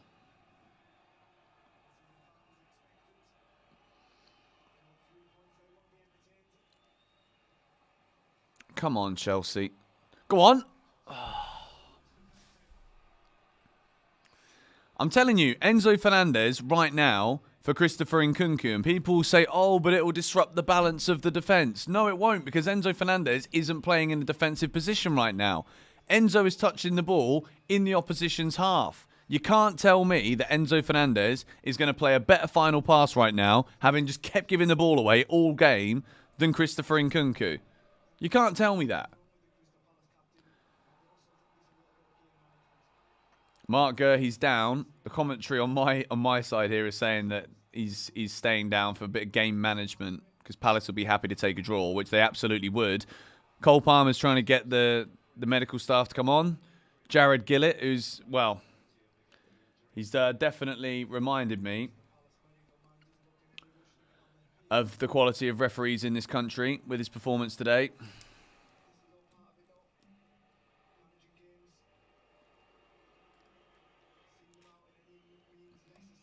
Do you know what another thing that winds me up about football in this league is, right?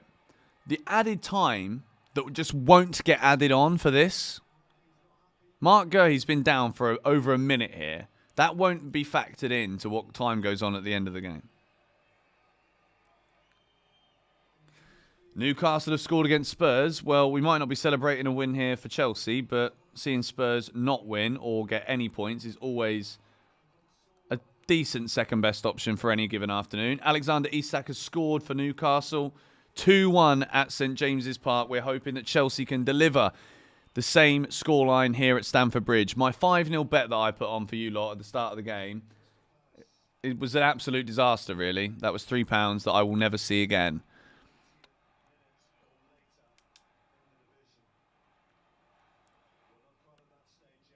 Come on, Chelsea. 9 minutes. This is the kind of game you've got to flip and win. Crystal Palace at home is a banker for Chelsea in recent years. We've beaten them home and away, I think, in the last 5 or 6 seasons. Home and away. It's an international break too. Like, we need to go into this with positivity, with a win. 6 points when you got Man City as your first game of the season. 6 points from 3 games is positive. It's good. You can be happy with that. You'll take it. 4 points when Crystal Palace at home and Wolves away with the other 2 matches. Disappointing. Very disappointing. More so, the fact that we scored 6 goals at Wolverhampton last week, and we've backed that up this week with big misses again for big chances in the final third. And a second half where we're a shadow of the team that we were at the Molineux. Enzo Fernandez has had a shocking second half. I put that poll up, and I think it's still here. If you haven't yet voted in the poll, let me know your thoughts. But I can tell you, from half-time, we were about, I think it was 70-30. And now that we're getting more votes, obviously it's harder to sway the percentage, but it's 59% of you are saying yes, 41% saying no. And I think now that I've reminded you the poll exists, I firmly expect that number to get even closer to the 50-50 mark. There might be some people that aren't even in the stream anymore that voted at half-time.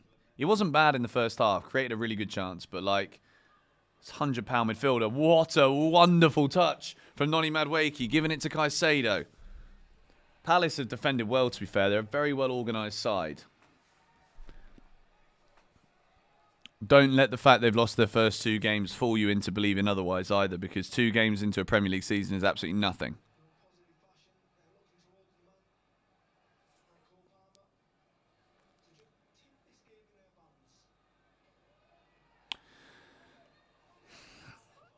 Cole Palmer also playing a bit too deep. I agree, but then look how many attackers we've got on the pitch. Like, you got Madueke, Jackson, Felix, Mudryk. Like, if none of those guys are going to play deeper, are they? You can't just stick all 5 of them up front. So naturally, based on the fact that we've just reeled off all of those names, Palmer is going to be the deepest. Oh, no. No. They're in here, Palace. Kamada again. How he's still on the pitch is beyond me. Cucurella goes down well. Now Mudryk. Go on, Mudryk. Go on, son. Show me then. Show me. That's great from Mudryk. Go on. Now Joao Felix going forward. Give us that superstar. Noni Madueke again. Mudryk's made an overlapping run. Madueke's kind of gone back into a bit of a troubled area. There's yellow shirts everywhere. I don't know why it looks like they've got 15 men on the pitch. It's probably because the ref's playing for them. But once again, we run into trouble. They're just literally... They just swarm us. Whenever we get the ball in a decent position, they defend so well. I'll give credit to them for that today, Palace. They've defended really, really well. Dean Henderson has had a fantastic game in goal as well. He's probably the man of the match, to be fair, because at the moment he's the difference between 3 points for Chelsea and none for Palace and a point apiece. Come on. You just don't want to see Cole Palmer in this position in the field, though. But we've also got Enzo Fernandez playing centre-back right now, so Palmer has to be there. Enzo's not got the legs to step forward and then step back into that position. So if he's playing as a centre-back, he's actually playing as a centre-back. But look now. Look, if you can see the difference in the pace between Eze and Enzo. It's a joke. Well done, Levi Colwill.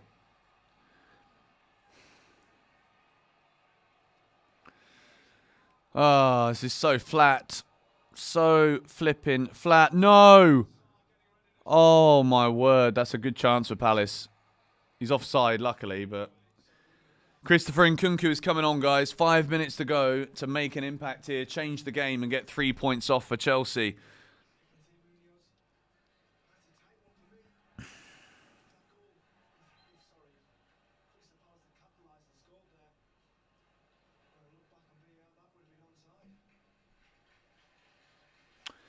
Well, Nkunku's coming on, but who's coming off? That's the question. Noni's coming off. Oh, wow. If we're 3-1 up, then I get it, but probably the most in-form attacking player comes off. All right, then. All right, mate. No, it's for the shape of the team right now. I get it. We don't want to lose as well, but like we've got to be going for the flipping win. I don't want to see Chelsea happy with a draw because we get one injury. Like Malo Gusto goes off injured, and it's now kind of like, what, we're trying to just keep things balanced out there on the field and hope we get a chance? Shouldn't be the way we're playing at Stamford Bridge. Good ball, though, from Palmer. Now Mudryk. Just want to see him beat his man. And then a good final ball. Mudryk. Why do the commentators always call him Madueke? Like, they clearly look very different. Useless. I don't know how some people get employed to be on the television. I really don't. Wesley Fofana.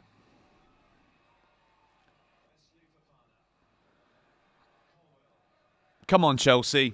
If we win this game from this point here, I will be absolutely delighted. And that was a really good ball in from Mudryk too. Someone needs to be attacking it. Come on, Chelsea.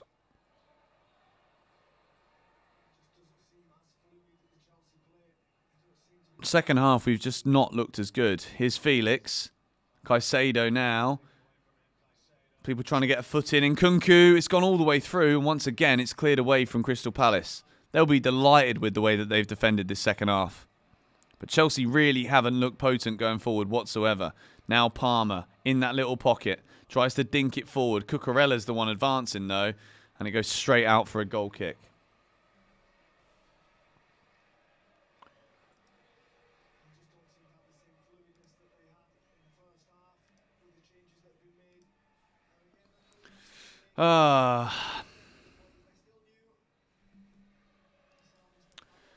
What to do, eh?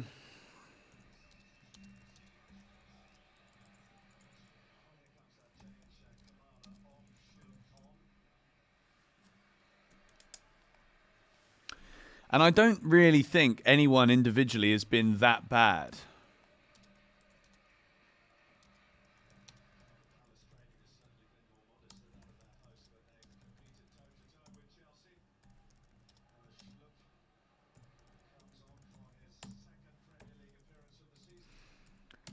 I'm trying to think about the boxes here, you know.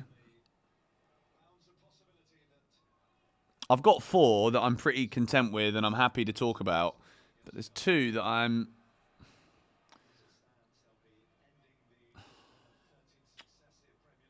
No, and Nkunku, mate. You've literally just come on and you're hobbling around as if you've just done a flipping 120-minute extra time football game.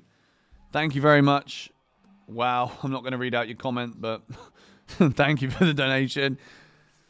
Oh, Chelsea, this is so flat, guys, honestly. Like, I don't know the last time we actually won a match. I think the last time we won a game that I streamed in, we almost didn't win that, and that was against bloody Wimbledon.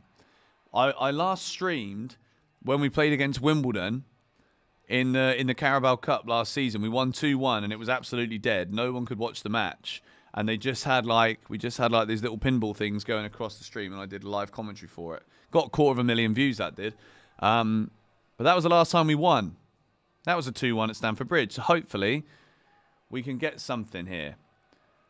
At the end of this game, Enzo Fernandez out to Mark Cucurella. Colwill. Felix drop. To be honest, Joao Felix has come on and done absolutely nothing here, to be fair. In half an hour, like both Neto and Felix today have both been poor. Nkunku. Wesley Fofana. Nkunku. Come on, you've got to do something with this.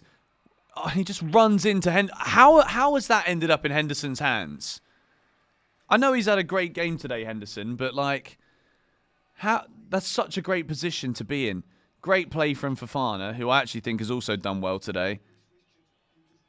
And Nkunku just cannot keep control of the ball. How much added time are we going to get here to try and get ourselves a winner? Chelsea 1, Crystal Palace 1. The 90th minute is upon us. The timer has disappeared off the screen of the GBFC stream. We've got 8 minutes. That is more than enough time. As per usual, we've got half the stand at Stamford Bridge sat down. No one's making any noise. No one's clapping. No one's trying to get the team forward. We've got some kind of noise from behind the goals, but nothing on either side as per. Come on, Chelsea. Cole Palmer, who's kind of been wasted in that position for the majority of the last 20 minutes, playing deeper. Mudryk. Nice little bit of skill, but is there any end product at the end of it? No. Wins a throw-in.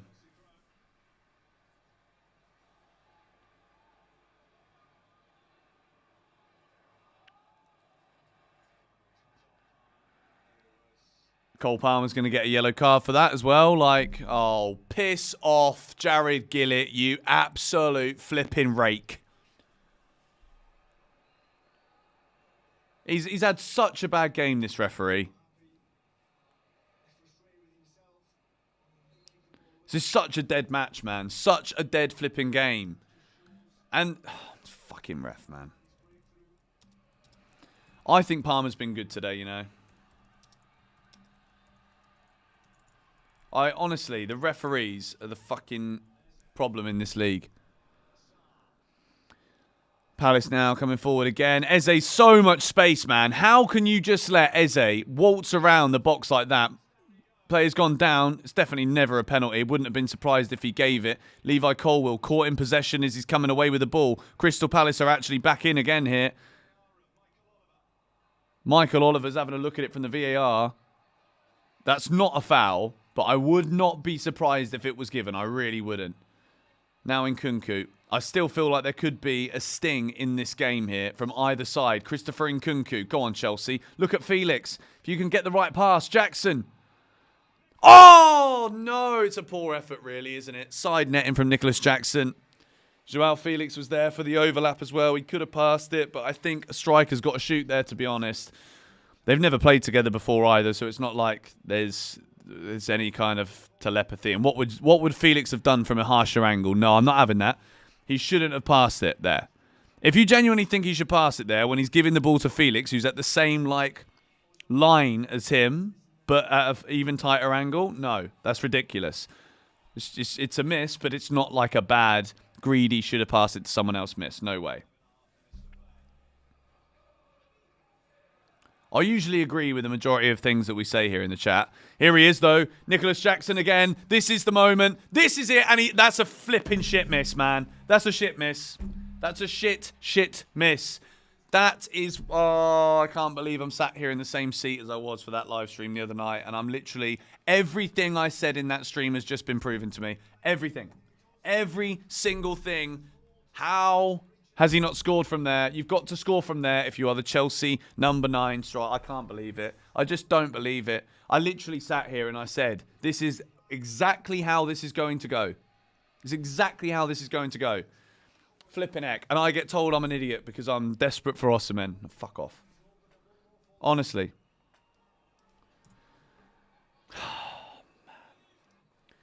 Two really good chances there at the end of this game. Two really good ones. The second one is a great one. Oh, that's so flipping annoying. We've got 4 minutes, though, guys. We've got 4 minutes. Jackson's also got 4 minutes to change the colour of his box. Enzo! Gives a... Oh. I'm actually getting pissed off. I'm getting pissed off.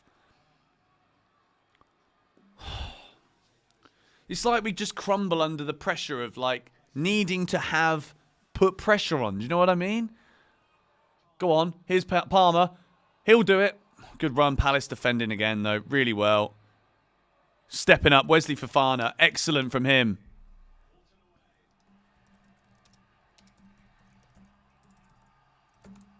Come on, Chelsea. 3.5 minutes to go here. Enzo Fernandez. Joao Felix. Now Enzo again. Don't give the ball away, mate. Wesley Fofana. I think Fofana's had a really good game. I think both centre-backs have. Caicedo. Palmer. Has to go back to Fofana. They're defending so well here, Palace. It's literally 11 men behind the ball. Everybody is there. It's going to take a moment of brilliance, this from Chelsea. Mudrik's a great cross, to be fair to him. He's played pretty well since he's come on, Mudrik. I'll give him that. But now, this is where Crystal Palace can break. No. Don't blow, referee, you idiot. Palmer. Come on. Oh, the golden boy gives it away. Now, Sarr's getting forward. Sanchez does very well there with the head. Really good to keep the attack going.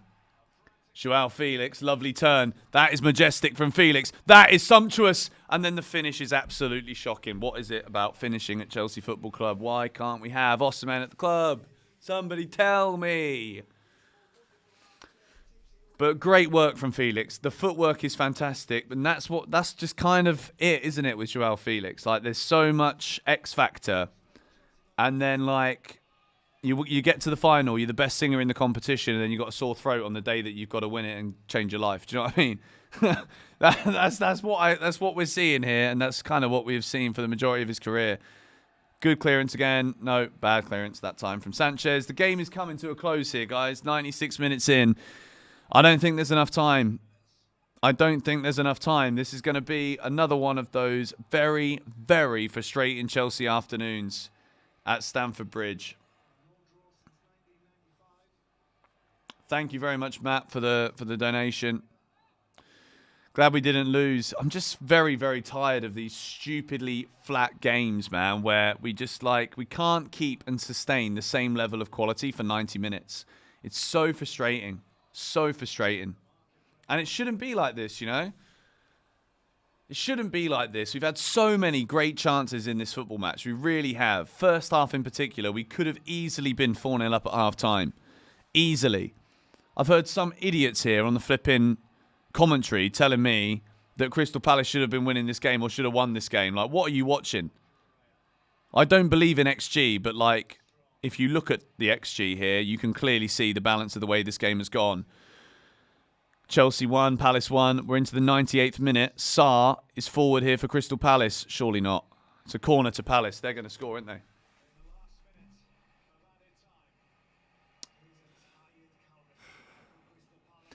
They've put in a lot of work today, Palace, to be fair. Full time. All right, full time. Guys, I'm going to wrap up the stream. The actual program I was watching also just cut out. Thank you for watching. 6 Things We Learned coming out soon. Thanks to everyone who's tuned in. Smack a like on this if you enjoyed yourselves. Gutting. See you in a bit.